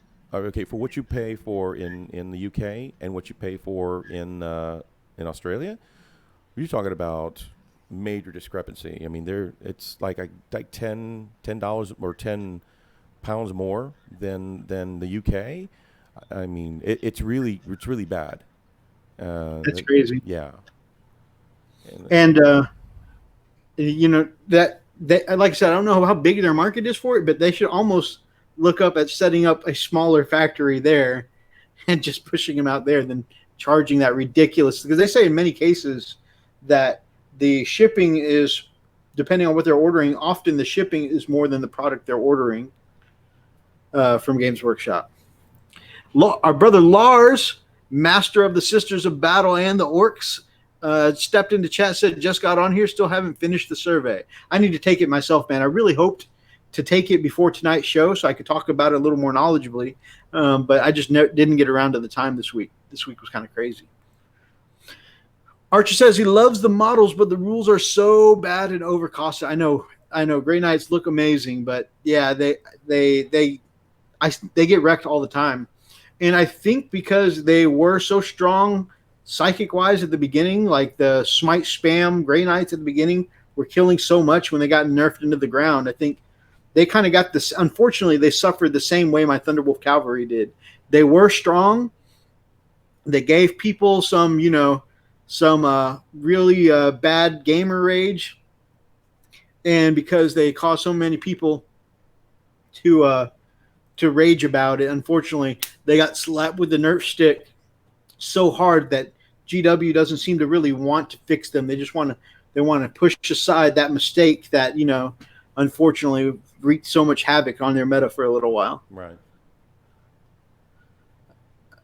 Skarner says regional pricing needs to go too. We live in a global economy. All it does is build frustration in countries shafted by the prices. Exactly, and Free kind of alluded to that earlier. So if you look at the usual delivery price and then take that and then the base price with convert it to pounds, convert it to dollars, convert it to Australian currency. Be fair across the board, yeah. Yeah, it should come out to the same price, but what's happening because of the price that they charge sometimes with inflation to these areas, they'll go to convert it into the whatever the cash is, converting to Australian currency, and then it's going to be much lower than what they're actually showing up on their website that they're supposed to pay, because their natural price is naturally inflated because of the regional pricing. It's crazy. Brian says, I agree. I feel like you have to be a math whiz with all the numbers involved. That's why when I began, I was ultra, because it was usually 4s all across the board. Yeah, their stats are usually – and it's funny because when I look at Space Marines, it reminds me of playing humans in just about any other kind of role-playing, the even stats across the board, makes it easy to learn, easy to play. Oh, and I know they do have shops over there. Shadowcat was saying is they should come up with their own workshops, like factories and stuff like that, so they can just produce the material over there rather than having to ship crazy prices to Australia, depending on how big the market is over there. From what I understand, there is quite a market there. It's not much different than it is here. There's a lot of players that are out there in the UK. It's just that for some reason the cost is just significantly higher for models. And as a matter of fact, one of the things that someone was saying is that a lot of those folks are actually leaning more towards recasters. The recasters they're getting from someplace completely different. Not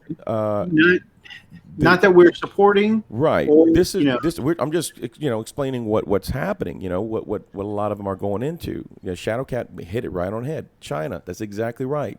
They're purchasing a lot of these from outside of the GW realm, and just to try to save a buck. I think if they were a little more competitive with their pricing, and here's the thing, I don't know who's at fault here. I don't know if it's GW that's trying to get extra or if it's a tariff issue, between the two countries. I'm not sure. I can't speak of that, but I can say that there is definitely a discrepancy, and the folks there in Australia are feeling it. The community is feeling it, so they're resorting to trying to save a dollar. People are going to vote with their dollars. That's just the way it is. Yeah, and I mean, just logistically, if you look at it, and again, not that we're encouraging it, it's just from what we've seen, articles on videos on what's going on in those countries. I mean, for a place like Australia or New Zealand to ship from the UK is a much longer distance than, say, shipping from China. So. Why can't they ship from China to Oz? Because I don't think China has enough tornadoes. Got to go to Kansas.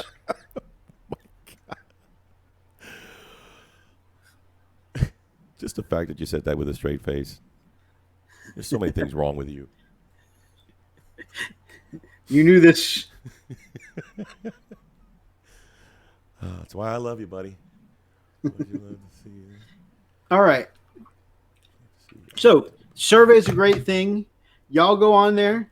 Y'all take part of the survey. Let's make this hobby a better place. Let's make sure we all request a brand Red Maw. And if anybody wins the Sisters of Battle Army and don't want it, your friends over here at the Frost and Fist will take that off your hands for you. Wow. Now you're going all greedy. Roxa says that China charges for you to ship products there, but not their own products out. Interesting. That is very interesting. All right, let's move on to our next topic, brother. What we got lined up? Okay, so. Oh, I think we're out of the news topics, right? We're on to the Hobby Hero section. No, we still. We still got more news? Yeah. Oh, yeah, that's right. One more. Yeah, hang on. Outer Circle. Thank you. That is who I was trying to remember where I'd seen some of this research from. Outer Circle. Thank you, Shadowcat. Yeah, he's got some great videos on those prices and what's going on with places like Australia and their shipping and whatnot, and the regional pricing. Definitely go check out those videos with Outer Circle. By the way, when we finish this and we process this footage, I'm going to go back because we got several channels we're going to talk about today. So Outer Circle, being one of them, we'll try and remember to put up a bubble when we go back and finish this video up. But also, we've got some hobby heroes we're going to talk about, and we're going to refer you over to their channels as well. All right, so the vehicle details. Man, look how crisp that is. And, of course, if anyone had any of the older sets for the Sisters of Battle vehicles, I've always been impressed with the design there. But the fact that they're showing some of these, they look even more, in my opinion, of course, they look even more crisp than before. And, of course, all this is preview, right? So there's no telling what they're going to look like when we actually get the printed or casted model in our hands. But so far, I mean, look how sharp that looks. I've always loved the Sisters of Battle designs, and I'm definitely excited. The fact that they're even focusing on little details on this, like, hey guys, this is an iconic symbol that we've been doing for the Sisters of Battle on their gear, on their vehicles and stuff like that for years. Now that we're bringing them back out, let's really make sure we focus on little details like this. And sure, if you've bought some of their kits before, this was already there. Absolutely, sure. But the fact that they're working on it now means that that plastic Sisters of Battle set is one step closer to being reality. And that is exciting to me. It does look really cool. It looks amazing. You're amazing. What? What? Oh, that's so cool. I really love that kind of stuff. Look how much more detailed that is than previously. Gosh. And it's a scroll up. So up above you have the older version of the Rhino, right? Right. That old, decrepit-looking, boxy thing. And it's still the same Rhino box body, but look that they're adding in the little statues, because they treat their vehicles like little mini chapels, little. See, again, it looks good, but that is their symbol in its basic form. And if you look at the smokestack specifically, I mean, they look like normal, smokestacks, but they're really embellishing now. Look at that door. Look at those smokestacks. I would love to paint that. I would love to really take time and paint that. That looks. I mean, it's going to happen. Awesome. I don't know. It'll be cool if you and I each start up a different chapter. I think so. I think it's going to happen. I don't know if we plan on doing different ones or the same ones. I definitely want to go Bloody Rose, but just man, us doing side by side sisters armies just seems like it would be so badass. Yeah. I'm so hyped to paint some of this. And maybe we can take them against Tau. Or in the words of Markiplier, I am so down for this today. And boom, you just had a monetization strike against you. Dang it. Using Markiplier's material. Oh, man. Sorry, Mark. We love you. We're fans. And you see that head right there? That head is so interesting because I am absolutely going to swap that head out.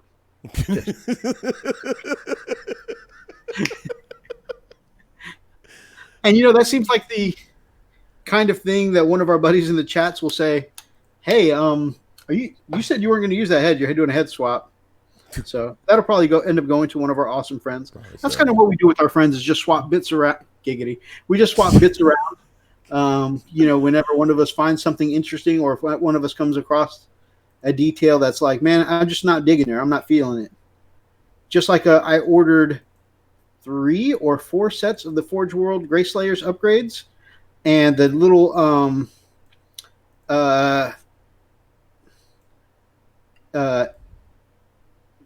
dominatrix style masks that some of the kind of creepy. Great Space Wolves have. I made sure to send them out to another Space Wolves fan that actually likes it. But to me, they just looked a little too S&M for me.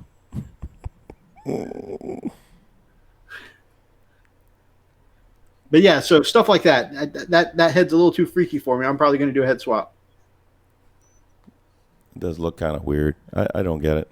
That is that perfect chapel look. I love that. I associate with Sisters of Battle. It's what you expect to see on the inside of a chapel, the Gothic. Mm-hmm. I love that.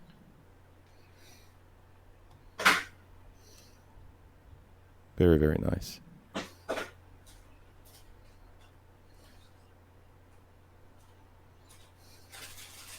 Man, freak! Next one of these days when we hang out, man, I'm gonna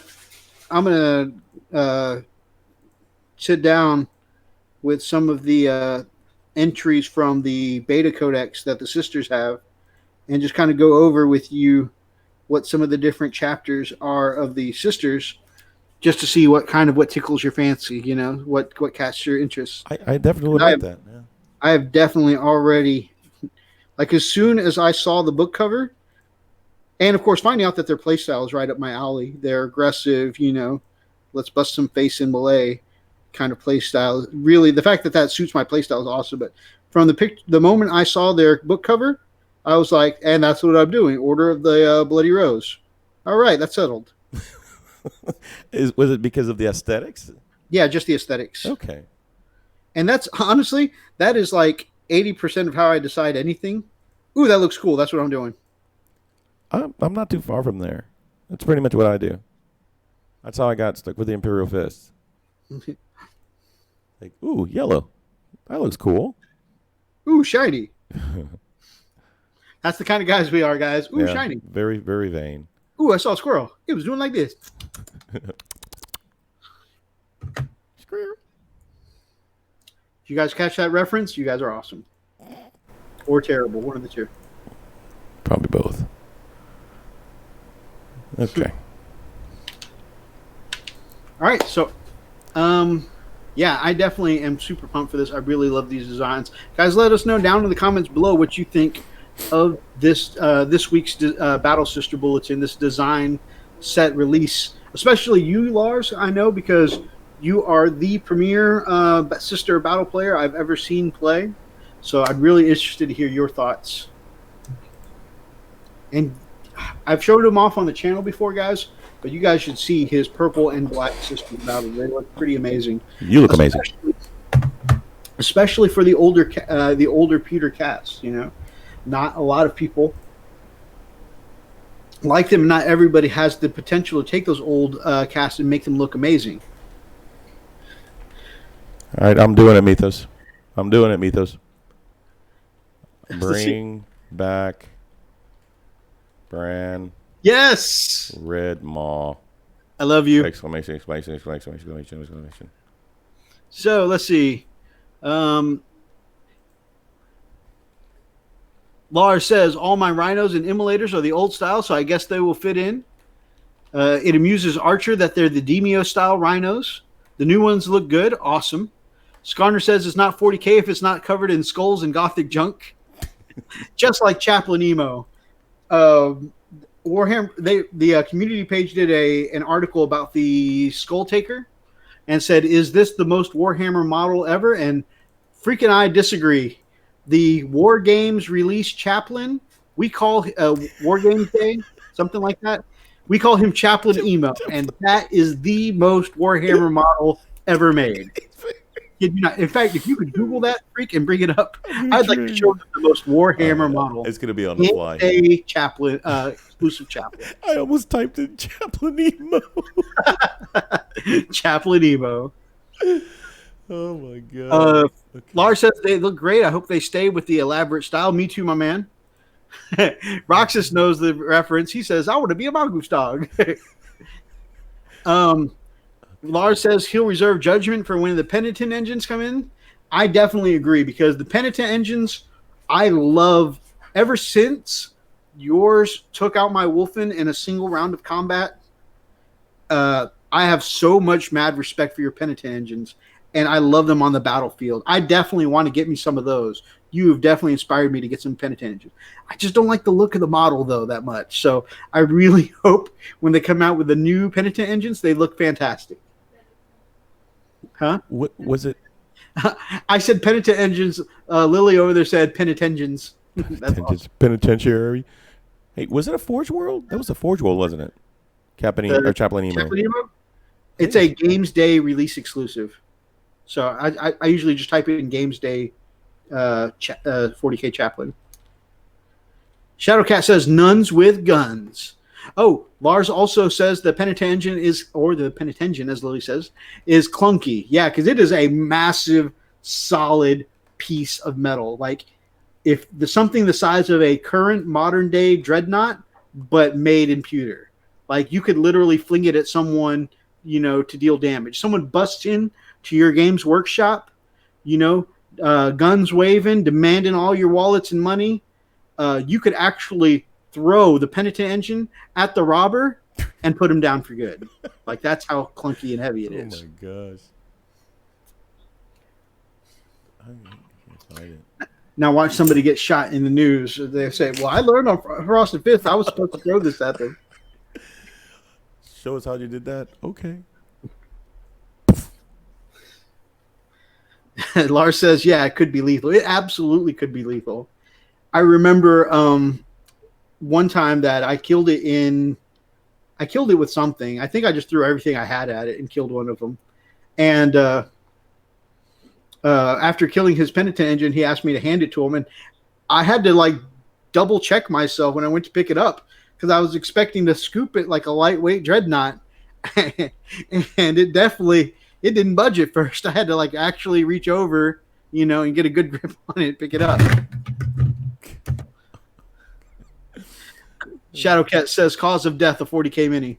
Ain't nothing mini about that penitent engine. Back in the day, that's what a good dread socking was. Put a metal death dread in a sock and whack someone with it. This is how we're gonna show someone for bringing a cheesy net list. put a death dread in a sock. Whack, whack. I cannot find it. Why is suddenly we're not able to find Chaplain Emo of all the things? Oh, brother Ethan is in the chat. Says 200 pounds of redemption. Hell yeah. Let me go to Warhammer. I think it's going to be the releases there. I'm pretty sure it's going to be there. Let me see if I can find it. All right, let me see. Are you still looking for that chaplain? I am. That's got me, because. Are you looking in the store or in the Google Foo? The store. I should look in Google. Hold on. Let me do that. Oh, yeah. No, that was an exclusive. You won't find it in the store. Okay. You're right. Let's see here. Good night, Shadowcat. Rest well, my friend. Cheers. Okay. Chaplain. Was it, you said games what? Games Day? Games Day Chaplain.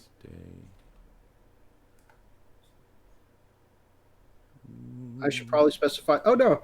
There he goes. There's Chaplain Emo. Where? I'm about to send it to you. I think I found him. Oh, yeah. This is him. I found him. Oh, my God. Let me see if I can open up in the browser here.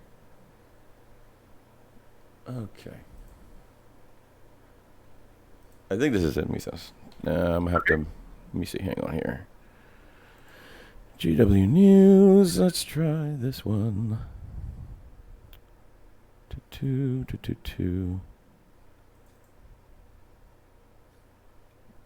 Just in case, I'm sending it to you anyways. Okay.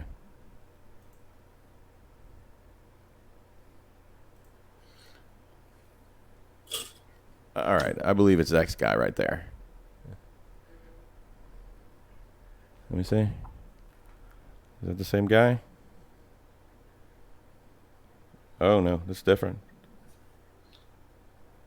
Okay, that one's pretty Warhammery, right? Lot skulls, on skulls. Right? Yes, that is definitely Warhammery. This one is. Let me get that one. I'll have to. Oh gosh, how do I? Okay, I'm gonna have to put that in there. Hold on. That is. Gosh, dog it. Where'd you find this one at? I think that's off Spiky Bits, but that is just off quick Google Foo. Let me see. What did you put in there? So it is a Primaris, isn't it? No. Oh, it's not. Well, what the heck is it called? I just put in Games Day Chaplain. Games Day. Yeah, check your messenger. I just sent it. I got it. I know, but I that came to my phone. I don't have it open. I don't want to jack up anything. Oh, okay. So let's see. We'll get it. I think I saw it here. Professionals, guys. Professionals. Hey, we got this. Games Day Chaplain. Where is it? Ah, there we are.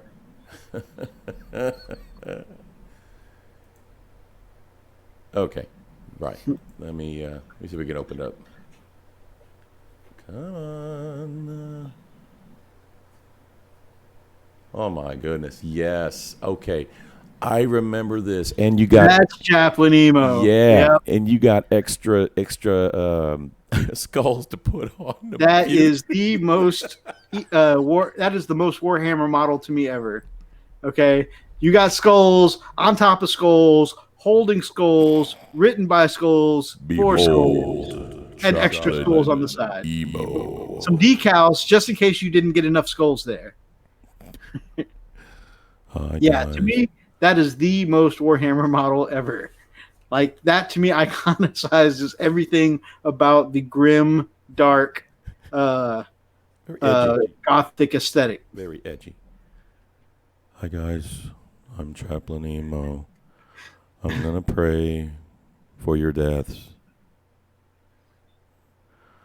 Chaplain Emo, we'd really like you to say some words to the men. This may be our final battle. You will all die.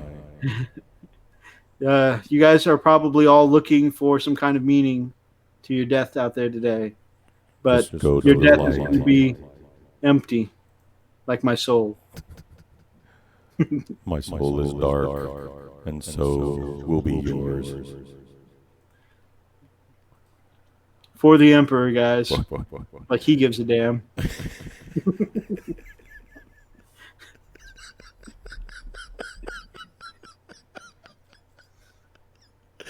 That is so sad. That is so sad.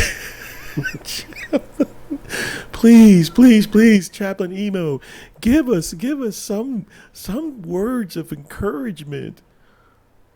Life sucks, and you die. Is he asleep? Depression makes me tired. Tired of life, existence. Oh my gosh. I'm not gonna lie. We had so much fun with this.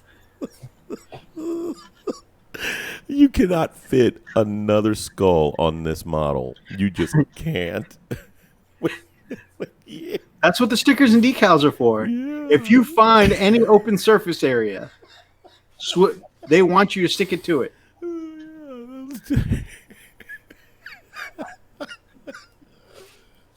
Like, I think what they're for is to line down the backside of his cape. You can put the decals of skulls in rows on the cape. Hey, bro, I heard you like skulls, so we put some skulls on your skulls for your skulls. Right. Oh. Somebody in the chat said challenge accepted. Challenge accepted.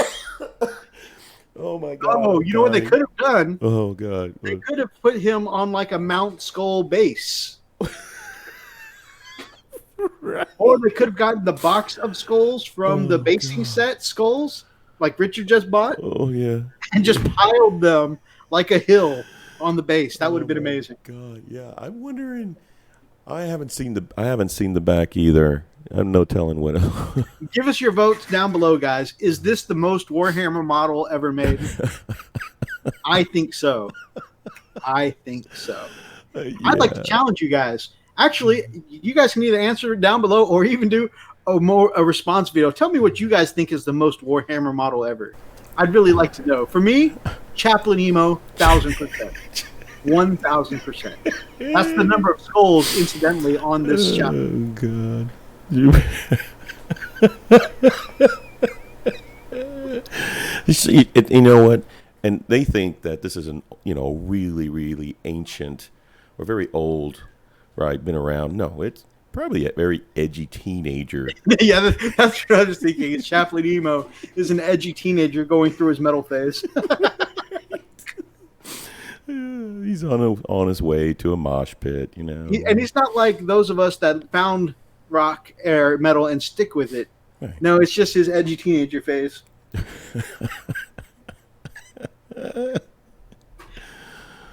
Oh my gosh. Okay. Yeah, that I'm not gonna lie, that's good stuff right there. God. Well, top 5 at least, yeah. Anyways, I don't even remember how we got onto the subject of Chaplain Emo. By the way, I'd really like to make a Chaplain Emo shirt at some point. We got to do that at some point. I swear we will. Oh god, that is just. Oh, you can't fit another skull in that thing. Ethan says, found the next Cornite convert. He definitely got skulls for the skull throw, and that you could make at least an armchair out of what he's wearing. Him or the captain with the skull scabbard. Right. Okay. Somewhere GW is going challenge accepted. And we haven't seen the back. A skull motorcycle. Nice. Oh my gosh. Oh. The Exorcist tank is up there to me. Interesting. Yeah, I can see that. Yeah, that's really good stuff, man.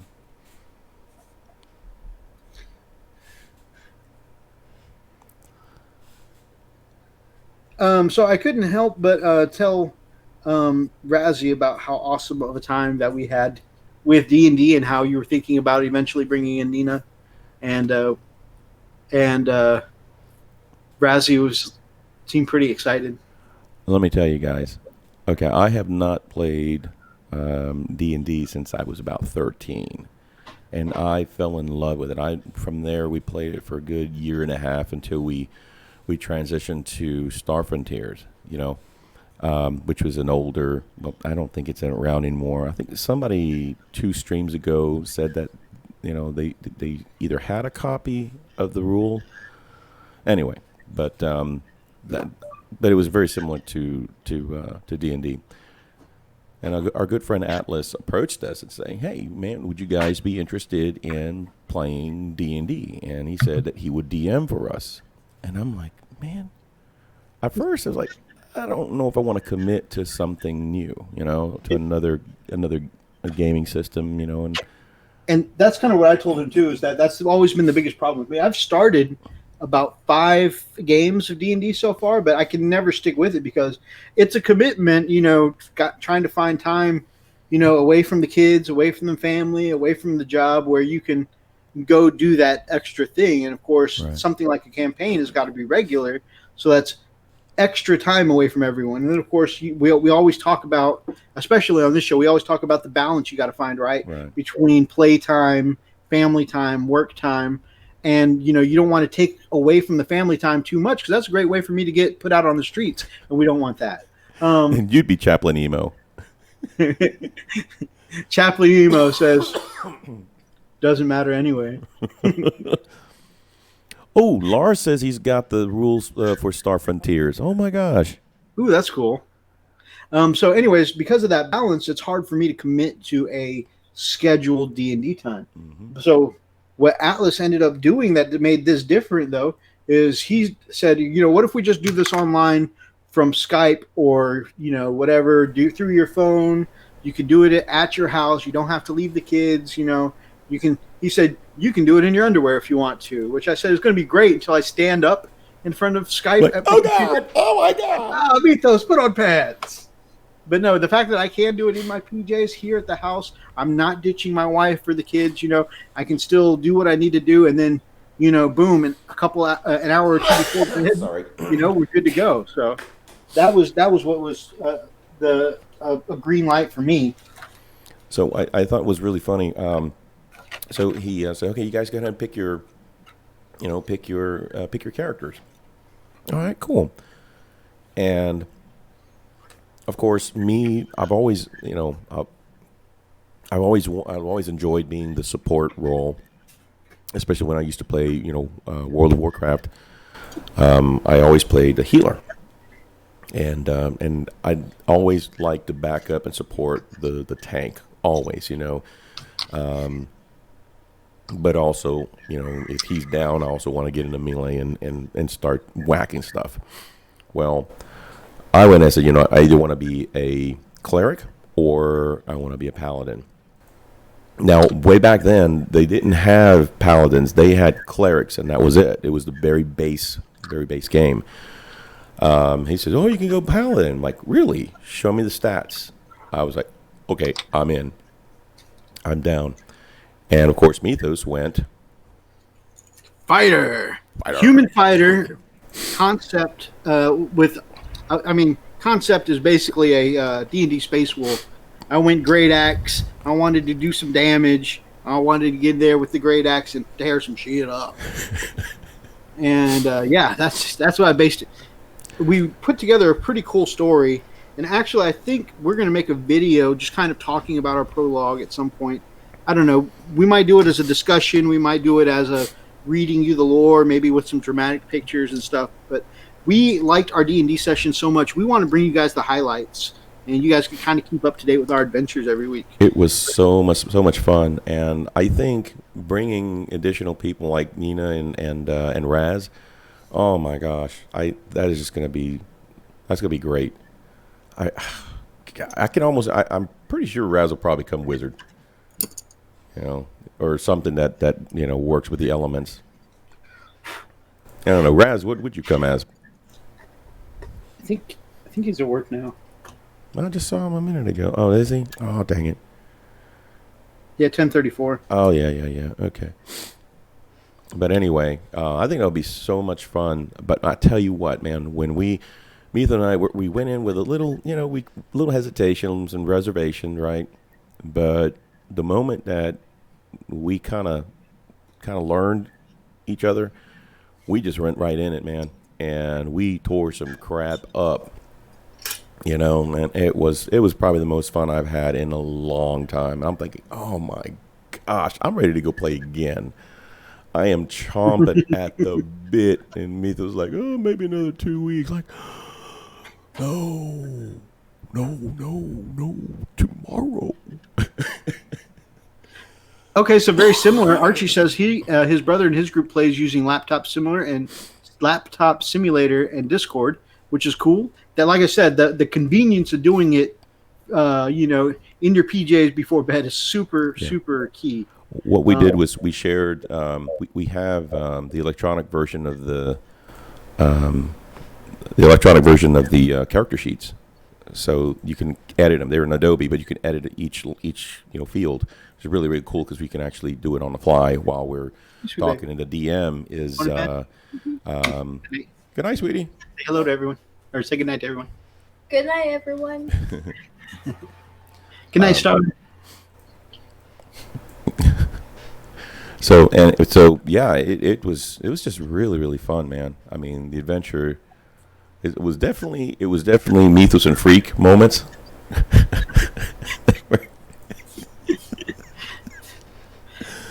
Yeah.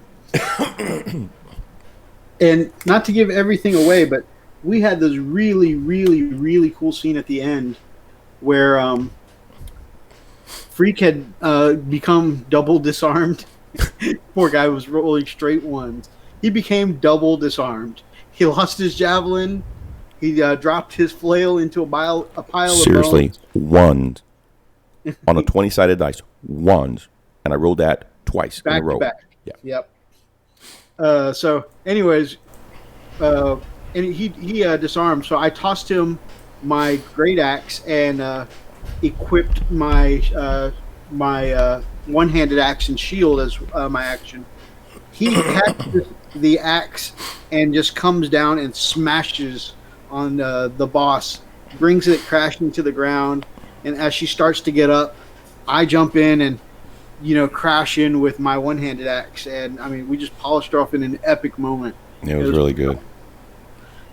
Ethan says he heard fire instead of fighter. He may have problems. Ethan is our resident black mage in everything, in a lot of things, and so he definitely loves the fire and explosions. More explosions! Explosions! Explosions!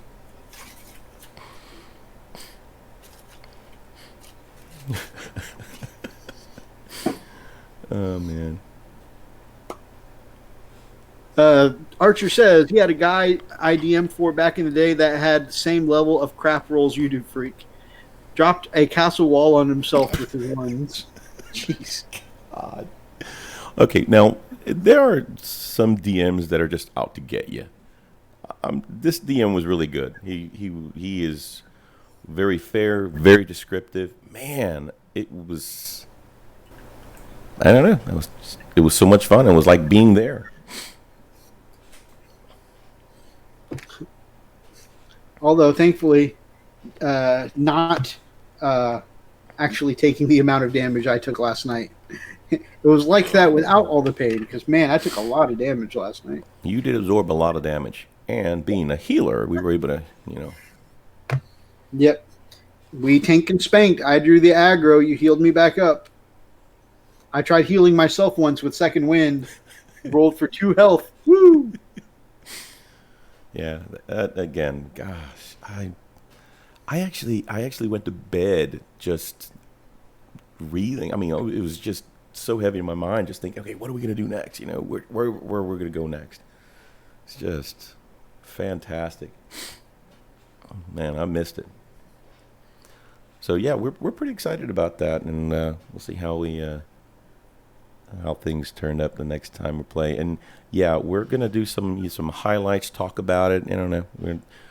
We're not sure whether we'll probably create another channel for that, or just talking about it here, or just a different, just something off the cuff. I mean, Yeah, it's still tabletop gaming, so I don't think yeah, as long as we don't do a huge focus on it, I don't think Yeah. we need to change accounts or anything. yeah. So definitely it'll be fun. So All right, you ready to talk about some hobby heroes and what they're doing? yeah, let's do that. You want to talk about Devil's Brush first or Old Average Brit Gaming?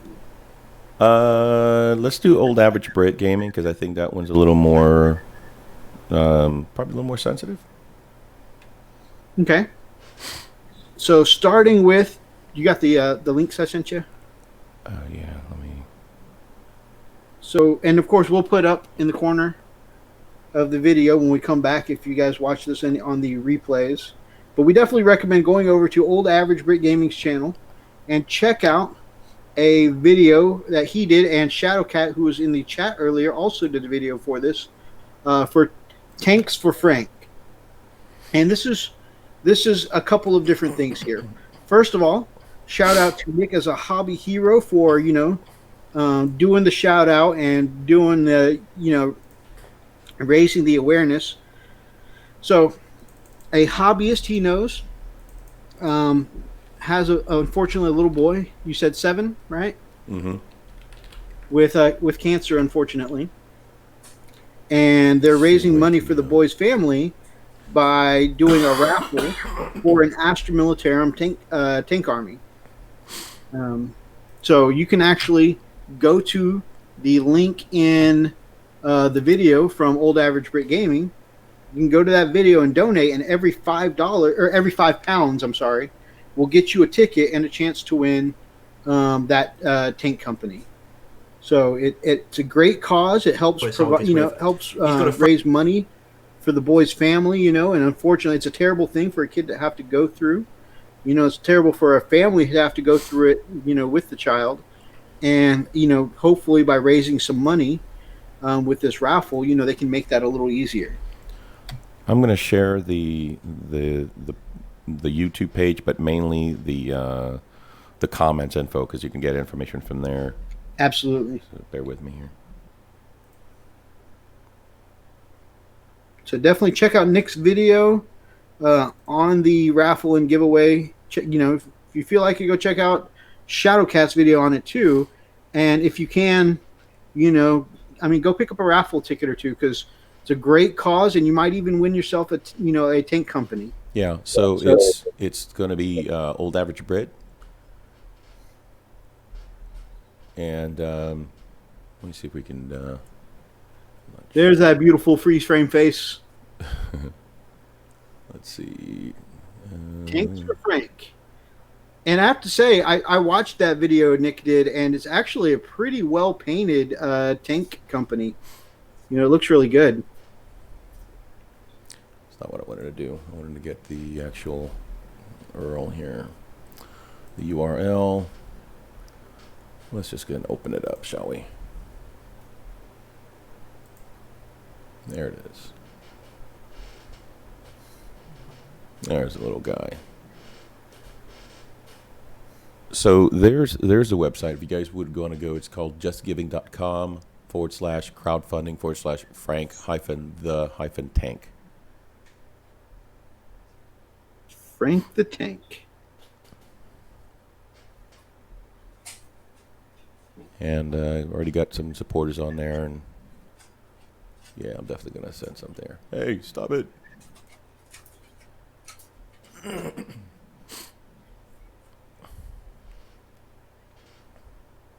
Oh, Grom, they already reached, they already surpassed the 1,000 pound mark. Which is awesome. That is amazing. I definitely think that they're awesome hobby heroes for putting this together. Whoever did the fact that they're raising money for the boy and his family, that's incredible. Yeah. I don't know whose tank army that is or who painted it up, but I mean, just a really, first of all, well, like I said, well done, well painted army.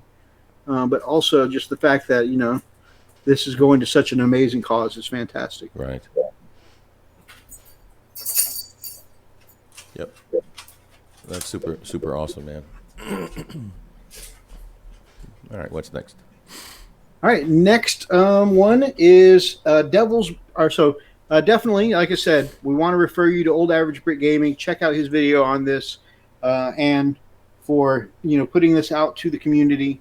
He is hobby hero number one we want to talk about. Next hobby hero we want to talk about is Old Average Brit Gaming. And honestly, Old Average Brit Gaming is one of several people that I've seen put out a video on this. Is it Devil or Old Average? You got it right there. Okay. Old Average Brit Gaming. Okay. If you will go to his videos section, and then it'll be Grim. How long ago? It was just a couple days ago. It may have even been yesterday. Okay, what's the name of it? Oh, is it this one? The challenge? I'm sorry. Are you talking about Devil? Brush Gaming. We already did Old Average Brit. Yeah. My bad. Okay. Look at me throwing the whole thing off. Professionals. What was it, Devil? What? Devil's Brush Gaming. Is it all one word? I think they're all separate words. Devil's Brush Gaming. How about I spell right? Moron. There it is. Okay, yes, Grim Resolve. Yeah. Grim Resolve. There you go. So here's a shout out. Plus, he's doing a little bit extra. So this is why, like I said, I've seen a couple people do videos on this, but the reason why specifically I'm pointing to my man over here at Devil's Brush Gaming is because he's doing some, he's sharing the fact that the shout out, the support for Grim Resolve, but also he's doing a little extra to give you kind of the lowdown.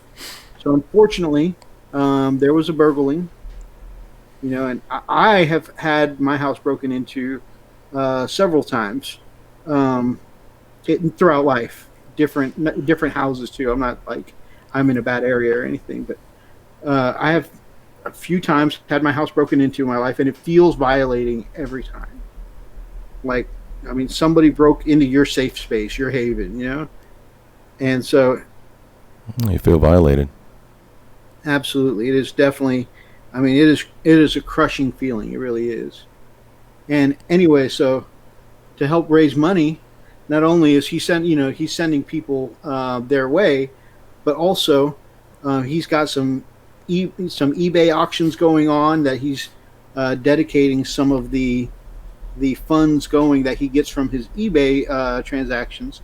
He's dedicating some of that to Grim Resolve as well. So another hobby hero. So I mean, definitely check out the video, check out the cause.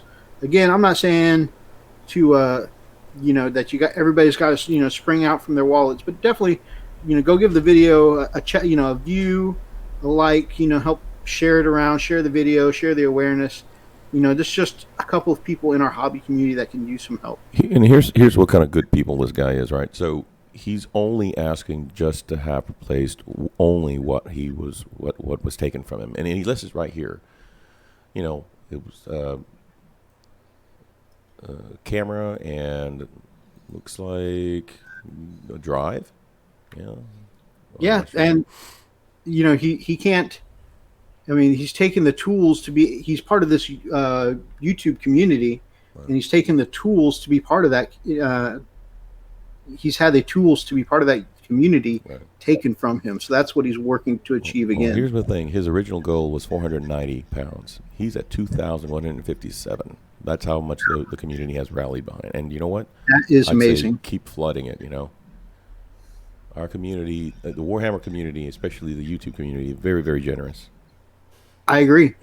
I love seeing people rally to stuff like this. And I mean, what a legend. Yeah. Somebody who does what we do. Can't do it anymore. I want to get back to it. Yeah. I've been violated. I can't do this thing I love anymore. Help me get back to being able to do it. Right. And then people are just kind of flood in. Yeah. When you have somebody that does a cowardice act, such as going and break into their home and take something that doesn't belong to them, it's just good to see the community rally together and help someone out. It makes a big difference. I agree. And you can't, because the situation's already over. You can't stop it. It's already happened. You've already been violated. Right. So the aftermath feels so powerless. It feels so helpless. And you're not sure if it's going to happen again. You're running that fear. You're a little more paranoid. Well, that's just a normal reaction. It's a human instinct. I mean, at least in my experience, it's a very impotent fear too, because I've talked in the channel before. I have a lot of dangerous hobbies, right? I throw knives, I shoot guns, I collect swords. I've competed in sword tournaments before, with my martial arts training, and being able to do these things doesn't matter if you're not home, right? Or easily someone can break into your house while you're asleep. Your feeling of power. We do these things to make ourselves feel safe, and something like this strips away that feeling of power because it's already done. Right. We weren't able to stop it. And I came home, unfortunately, one day from work, and not only had I been broken into, but my dog that was chained up by the door, chained up in an area in front of the house, was by the door, and it was the door that they had snuck in through, and apparently they encountered the dog and kicked its ribs in to death. And so I came home to find not only had I been violated because, my house had been robbed and burgled, but, they killed my dog in the process. How powerless that feels to have all that, just to come home to that. It's terrifying, and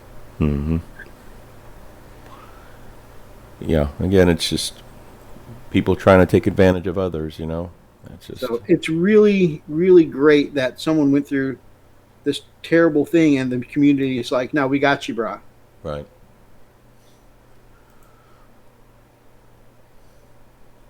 So that's awesome. I wanted to share some awareness of that. Like I said, this person has definitely already met his goal, but do me a favor and go, if you guys would just mind, giving a review, clicking that like button for them, just for being a hobby hero and helping this person to achieve their goal and help them kind of on their path to establishing a sense of normality to their life after this, Right.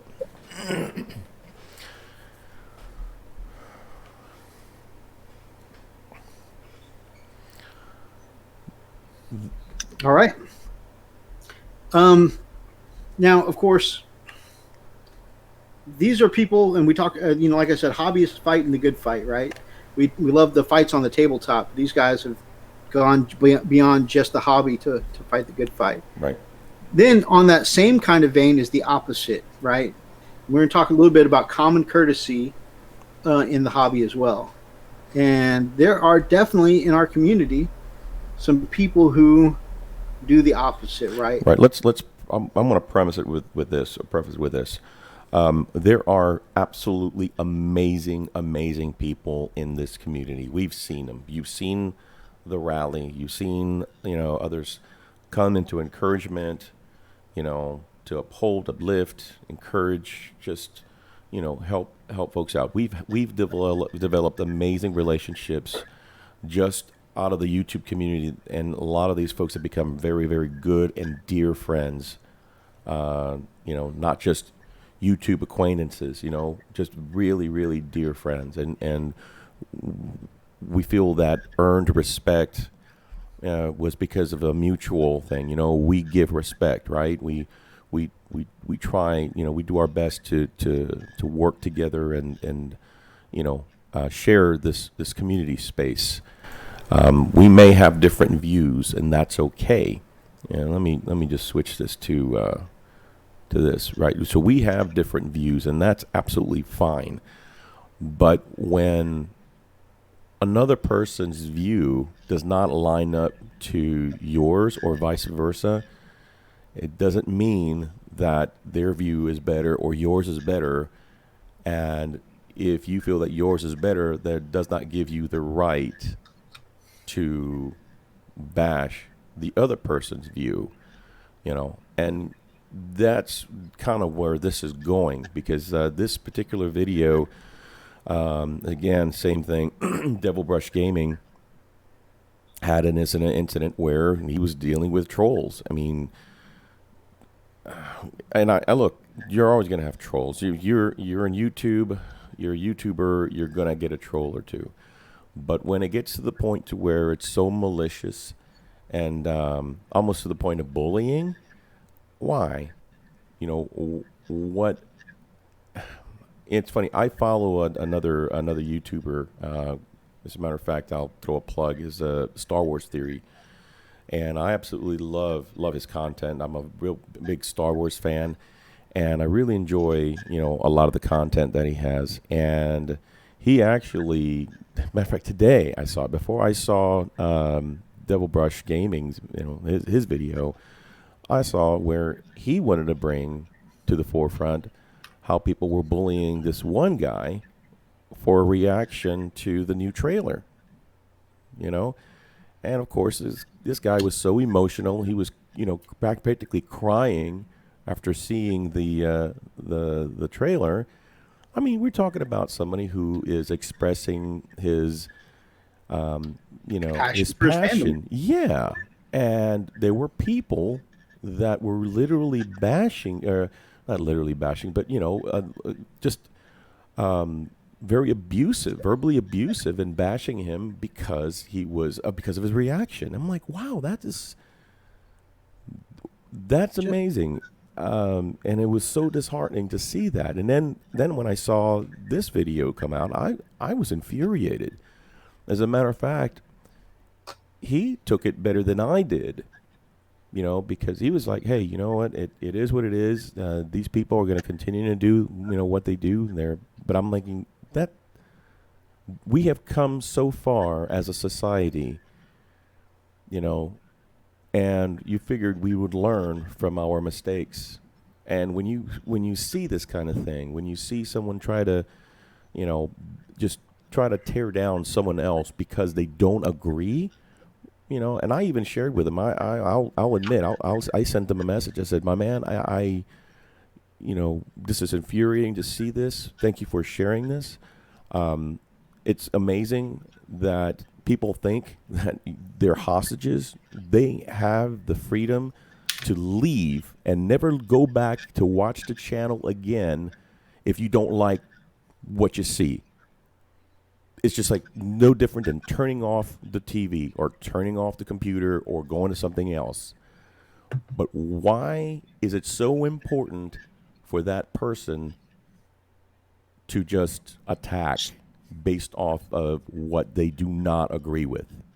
That's the thing that really, really, really pisses me off. That gets me.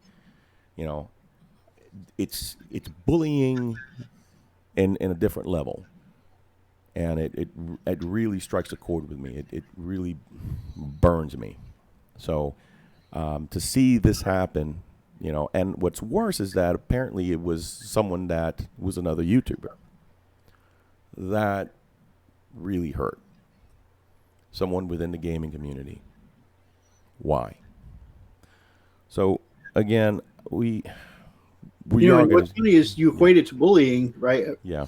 And what makes me mad is that this is worse than a bully, because a typical schoolyard bully is willing, they're in your face, they're willing to pay the consequences. Right. That you might not like what they're saying, and they welcome you to take a swing if right. If you don't like the way that they're talking to you. Right. But a cyber bully is different because they hide behind that monitor and keyboard. That's absolutely right. Especially one like this. that did it from a dummy account. They didn't really want any what's the word? They didn't want any conflict, right? They wanted to hide and do it and be sneaky about it. Because a schoolyard bully, at least you can confront them. Most of us, we don't say these mean things to people because there's a consequence to our actions, whether it's a morality issue, we know it's not right to do so, or at the very base level for some people, they don't say those rude things to people in person because, let's be real, some of the people you say these things to might punch you in the face, right? Right. But, the keyboard warrior is all too proud to click away at the keys because, there is no threat to them, right? Right. You don't have to be held accountable for your actions or your speech. No, and they do it all the time, Real quick, Mythos, quick detour. My buddy Robert, he just joined us here, and he says, "Hey man, I like the overlay, but I wanted to give a shout out to his son. It's his birthday. His name is Landon, and a big happy birthday to you, my man. I hope you have an amazing birthday. You got an awesome dad." Awesome fella, so from the Frost and Fist, man, we want to wish you a happy birthday. So happy birthday, Landon. So there you go. All right. No, but I totally hear you. You're right, and they're hiding behind that mask because they can't be seen. They're not held accountable, not like you would out in the yard or out in the field or out in the street. Yeah, I like the old meme that people like to throw outside when people get to talking like that. Catch me outside. How about that? Yeah. And the thing is that what really gets me is that this is a good guy. He not only that, he's taken it so well. He's taken it so freaking well. And I'm like, gosh, you are just very, very big. And that speaks of the character, right? It speaks volumes of the kind of character that he is. He's just good people, and he's come on here a couple times and he's commented on our stuff, and he's just a very, very active member of the community. He's really good people. So to have, and you know what? Here's the thing: it's okay to disagree. I'm all right with that. I'm okay to have a discussion. I'm even okay to have a debate. I love debating. I absolutely thrive in debating. I'm not. Well, I mean, and my goal is not necessarily to change your viewpoint. Part of it is to understand what the other person's viewpoint is, right?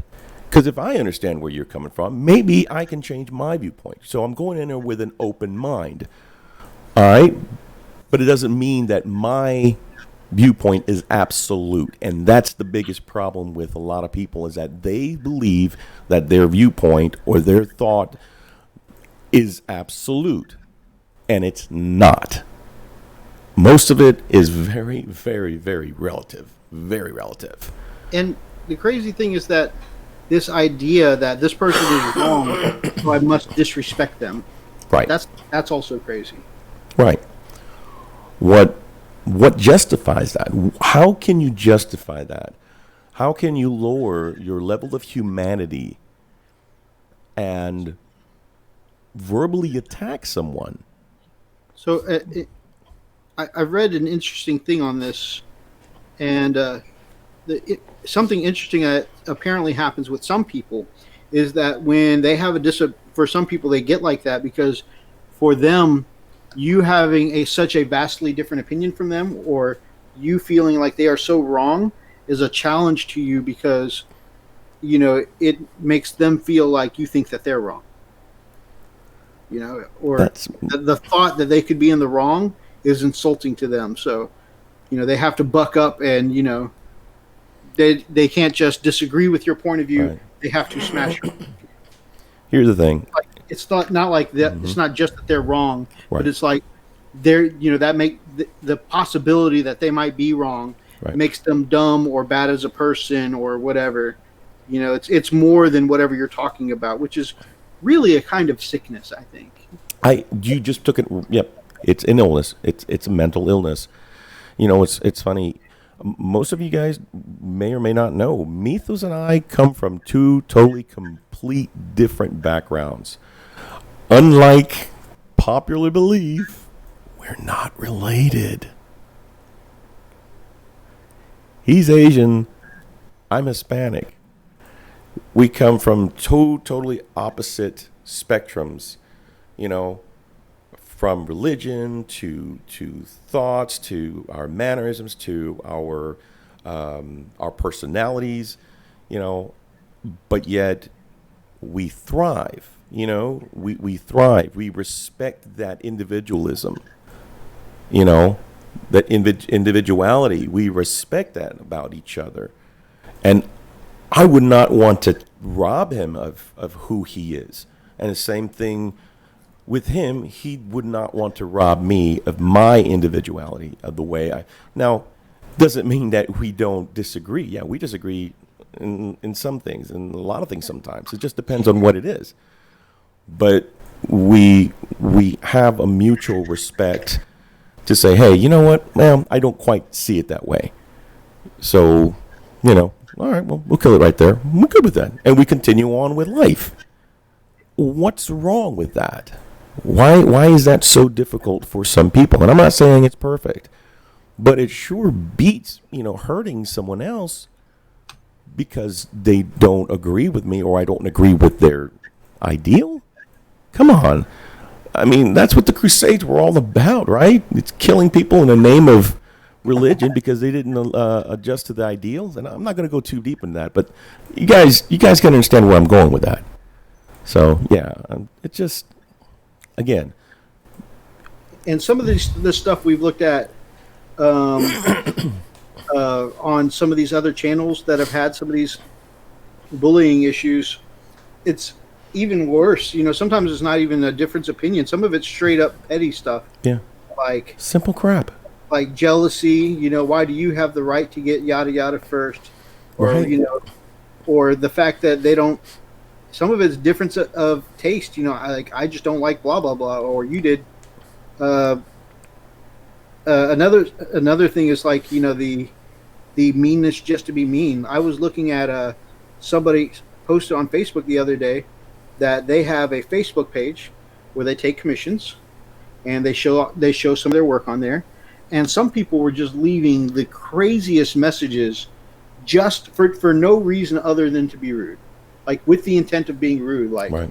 You know, I can't believe, you know, you charge people money for this, you know, or is your work supposed to look like something other than shiny pieces of plastic crap because that's what they look like, you know. And I mean, this person, you know, was quite upset over it. You know, it's one thing to get constructive criticism. It's another thing for somebody to just outrightly say, you know, your work looks like shit. Right. You know, and and I think we talked about this a little bit on the, with the discussion about, you know, the hobby advice I could give my past self, you know, like there's definitely a bedside manner. There's one thing to constructively say, hey man, you could use a few highlights on this, or you could, you know, maybe watch your texture on your priming or base coating or whatever, you know, or make sure you thin your paints. You know, there's a positive way to say things or a constructive way, and then there's just outrightly, you know, being mean for no reason. Right. Like, yeah, this looks like absolute, you know, crap. Right. Here's something that I'm going to just come out and say.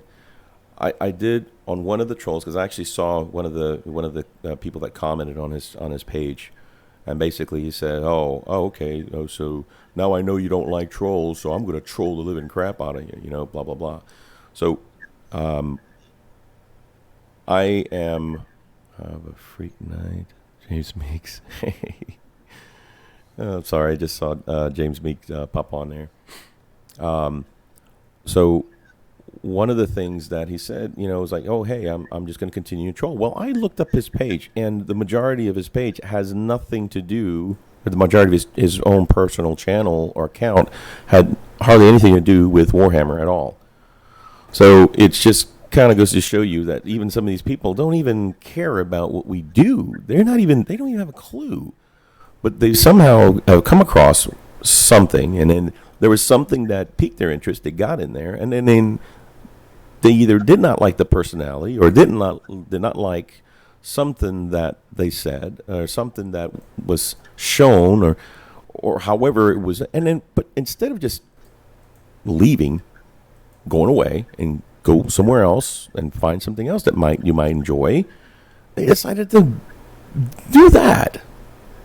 Okay, that is called cowardice. And I'm sorry, man. That's just a flat out cowardice.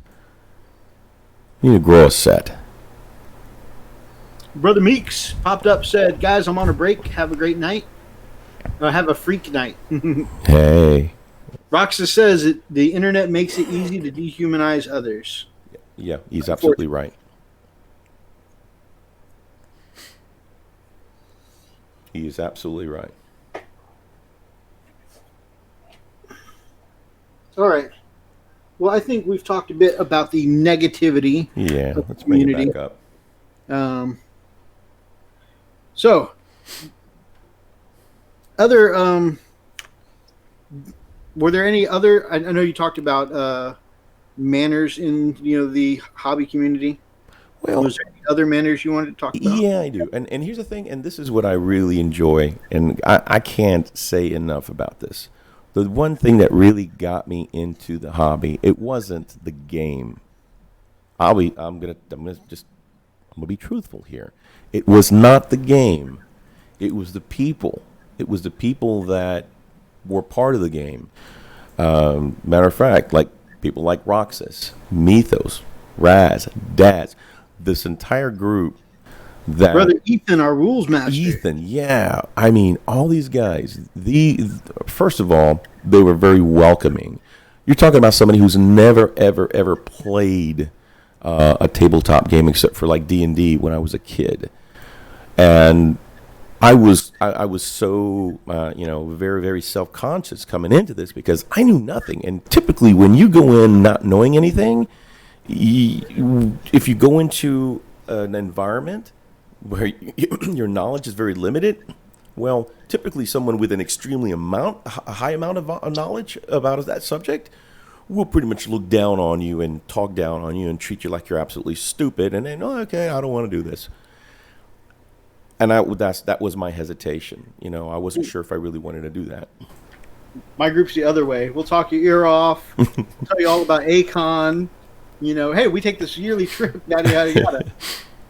And I wanted to go this year, but because of my job, because I'm still on contract, I wouldn't be able to take off. But next year, I'm definitely going. But anyway, so something that really drew me, Mythos, is the fact that not only were you guys very accepting, very inviting, but there was courtesy, there was common courtesy. I love the banter. I love the back and forth, but it was respectful, and, it was a brotherhood, I love that. I loved the fact that, you guys were like, hey, this is like a family, and we welcome you as part of that family. And I'm like, are you kidding me? I'm sold. And that's what really broke me down to pull my wallet out and start shelling out cash for resin. That's what did it, and there's guys out there that'll, they won't interact with other people. They rather just, either play a game by themselves or, just collect. That's not what I wanted to do.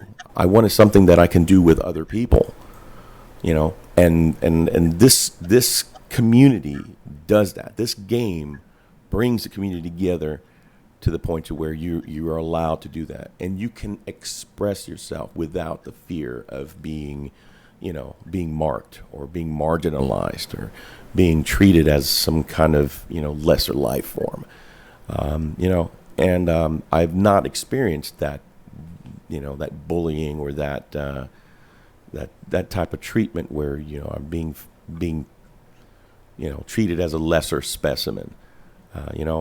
I'm treated as an equal, in this community, and that's what I love. I enjoy that, and I think that's what's the most inviting thing about what we do, is the fact that, we not only like to share our passion, but we like to get people in. Our brother Rob at the Miniatures Paintbrush, he actually teaches, how to paint for free. He does these little clinics, and he's an amazing, great, what do you call it when he paints by hand? Mythos sketcher. Oh my gosh.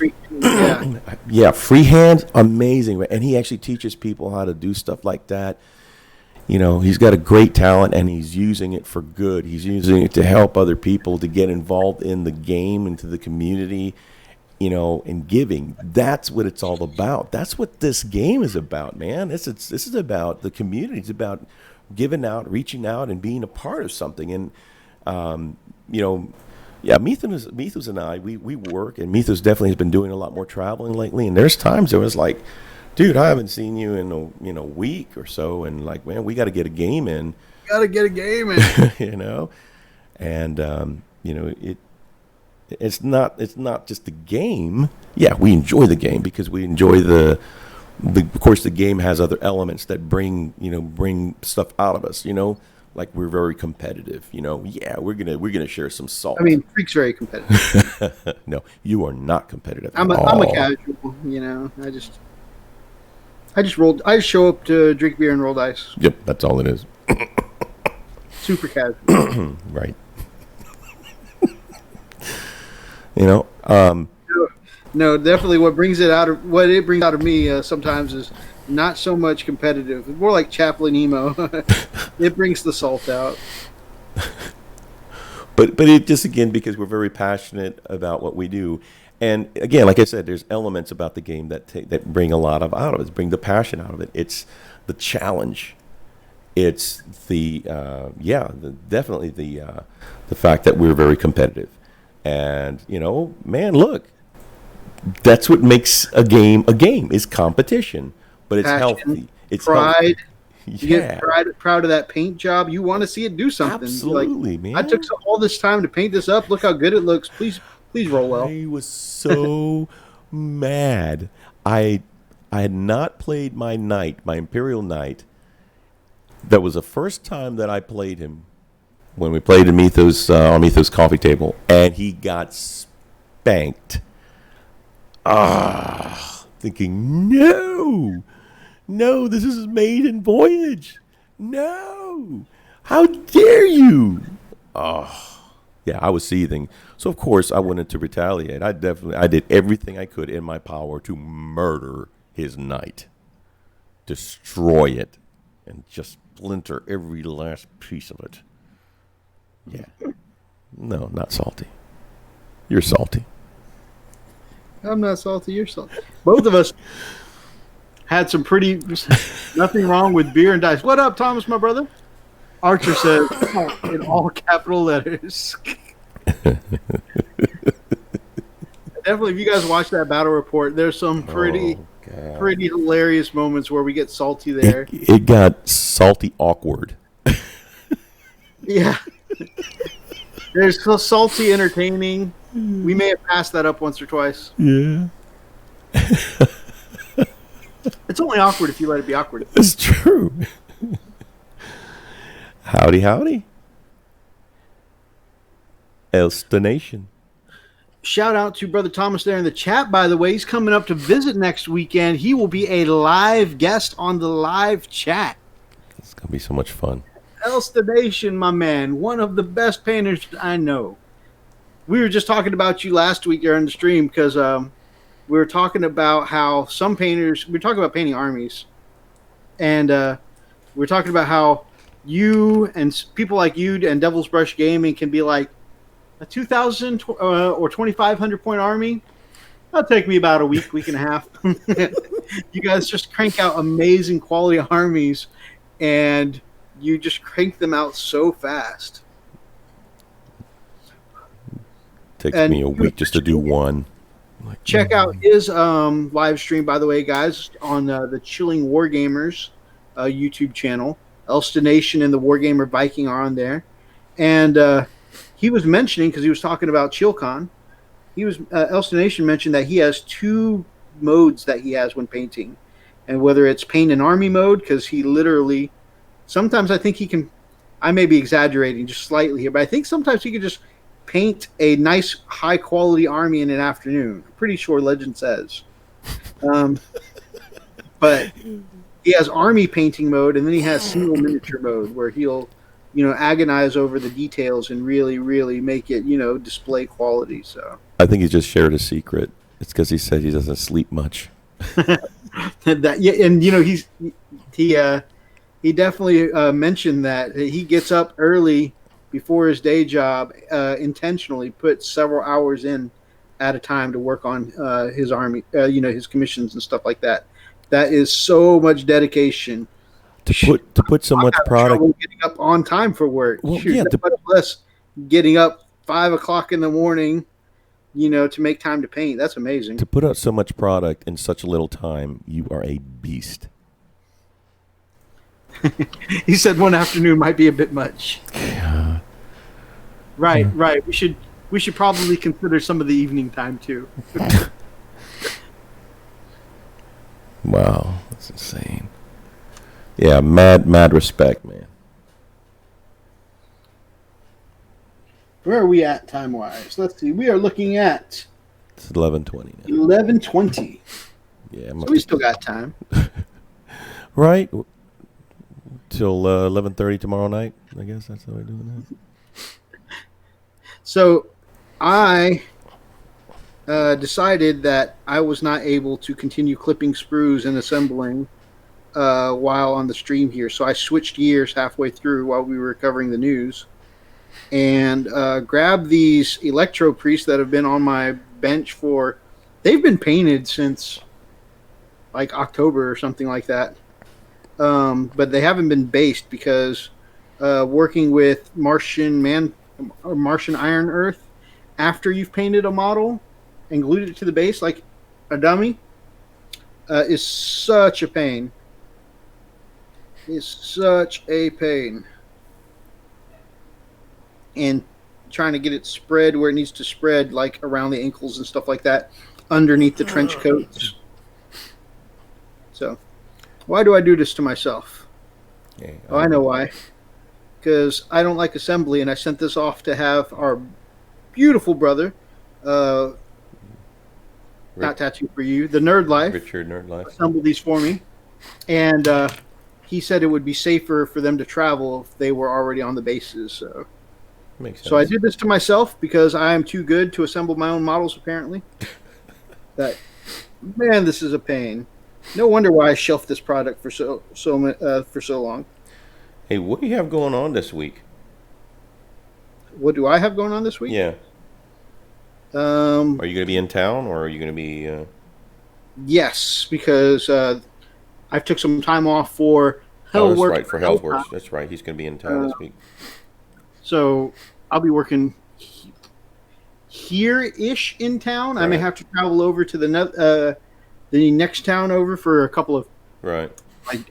day trips, but nothing that I won't be coming home for. Right. Cool. Well, that's exciting. Are you got anything specific you're going to be working on? Work-wise, No. Howdy. here. Mhm. Oh well, no. I can't. I decided I couldn't keep clipping and gluing those stealth suits while doing the stream.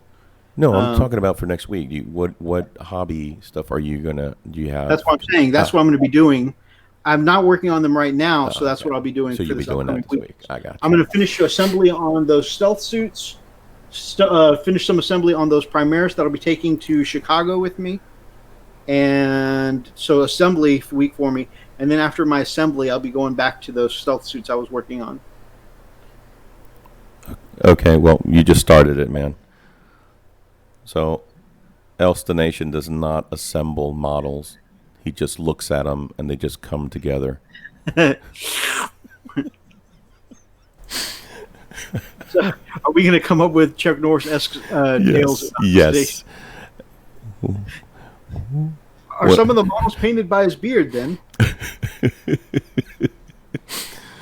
He uses his beard for a paintbrush, and somehow it even does edge highlighting. They say that a single hair from Elstonation's beard leaves the finest edge highlights.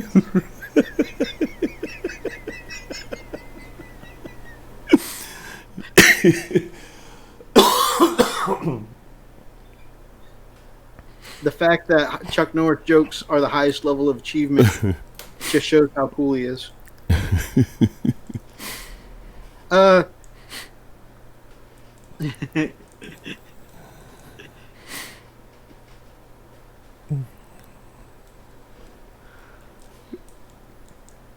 don't know. I can keep doing these Chuck Norris So, jokes all day. while we got Elstonation here, anyone who is planning on going to ChillCon, mention it down in the comments below. Let me know if you're going to go visit Elstonation there and the Wargamer Viking. That would be cool.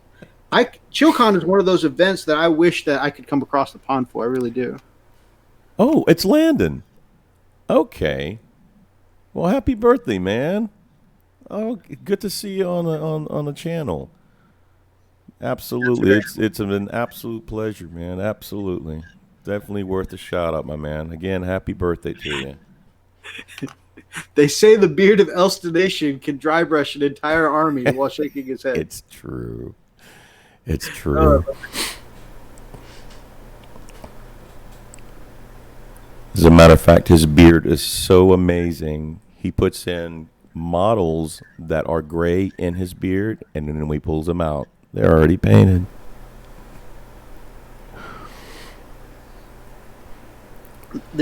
They say that Elstonation's secret to painting armies so quickly is not because he's pushing paint onto the models, but because the paint is retreating from Elstonation. Exactly.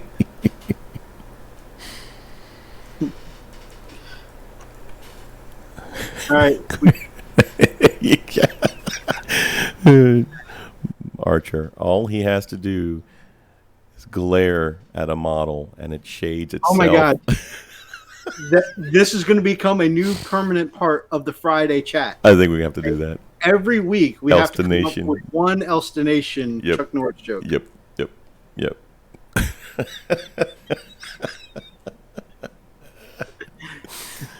Oh my God. Yeah. One of the best ways Oh my God, Elstonation's in the room. He just entered the chat. How do you know? My model just washed itself.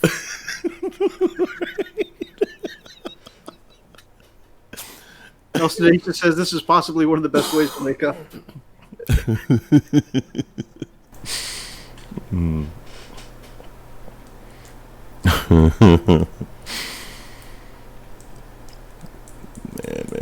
Good stuff. Shice. You're not spilling wash again, are you? No. Okay.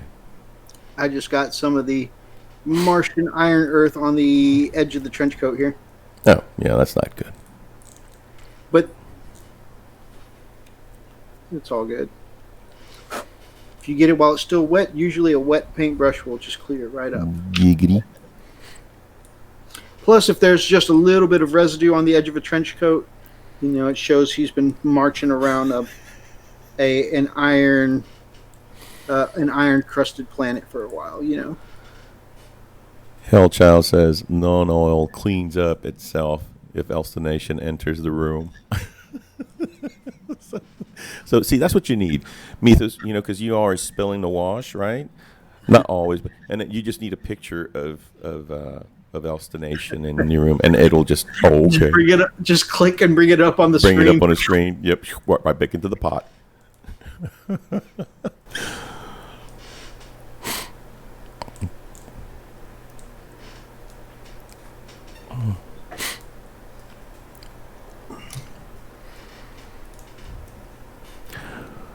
Well, man, I'm gonna have to wrap it up on my end. I got an early morning. I'm actually, the Easter is around the corner, so I'm playing 3 services on Easter Sunday. I'm like, ooh, you yeah. got some Al Keys Phobos action, huh? I'm not. Yeah, I'm looking forward to it, but I'm not looking forward to it. That kind of thing, because they want to do rehearsals in the morning tomorrow. And luckily, it's only going to be like an hour or so because we pretty much know the the pieces. But man, Sunday is going to be, oh my goodness, we're going to start at 7 in the morning, and 2 more services after that. So just One more before we go. go for it, brother. How does Elstonation strip a model to paint again? All it takes is one look. Oh my god. Oh my god. Okay, so here's the thing, guys. Here's the challenge for next stream. Okay, you guys have to come up with some of the best. We need to do that. We need to make like some kind of contest. Oh yeah. The best Elstonation Chuck Norris, joke. That would be awesome. But so yeah, that's gonna be like the challenge for next stream, and try to come up with some really good Elstonation jokes. Real quick, I got to give a shout out. We have a lovely Let's Player entering the chat by the name of Corn Puff. Shout out to Corn Puff. Hello. She says, "Ouch." Oh man! As soon as I get it, I tune in. We're calling it. We're calling it tonight. Sorry, I'm so sorry. Yeah, we've been on it since 8:30 our time, and we're like, Elstonation doesn't need the dollar bills. Thomas is just a wink and a nod. The models strip themselves. All right. Definitely get some rest, my brother. absolutely. Guys, so much fun talking to you guys in the chat tonight. I'm a competition. Life goal number 23 complete. That's awesome. That's awesome, man. 33 Clay Dog just jumped in on. Said, "Hey guys, I hope you are well and happy." We're doing good. Absolutely are. Thank you so much. Man, we appreciate that. So I definitely appreciate everyone who came out to the chat tonight. I had so much fun chatting with you guys. I can tell Freak had a good time too. I know we got kind of serious when we started talking a little bit about, manners in the hobby and stuff like that. But I definitely want to brighten it back up and definitely say, please go check out those hobby heroes. Nick over at Old Average Brit Gaming doing the shout out for the young lad with leukemia. Please go check out Devil's Brush Gaming, helping out Grim Resolve, both some hobby heroes in the community.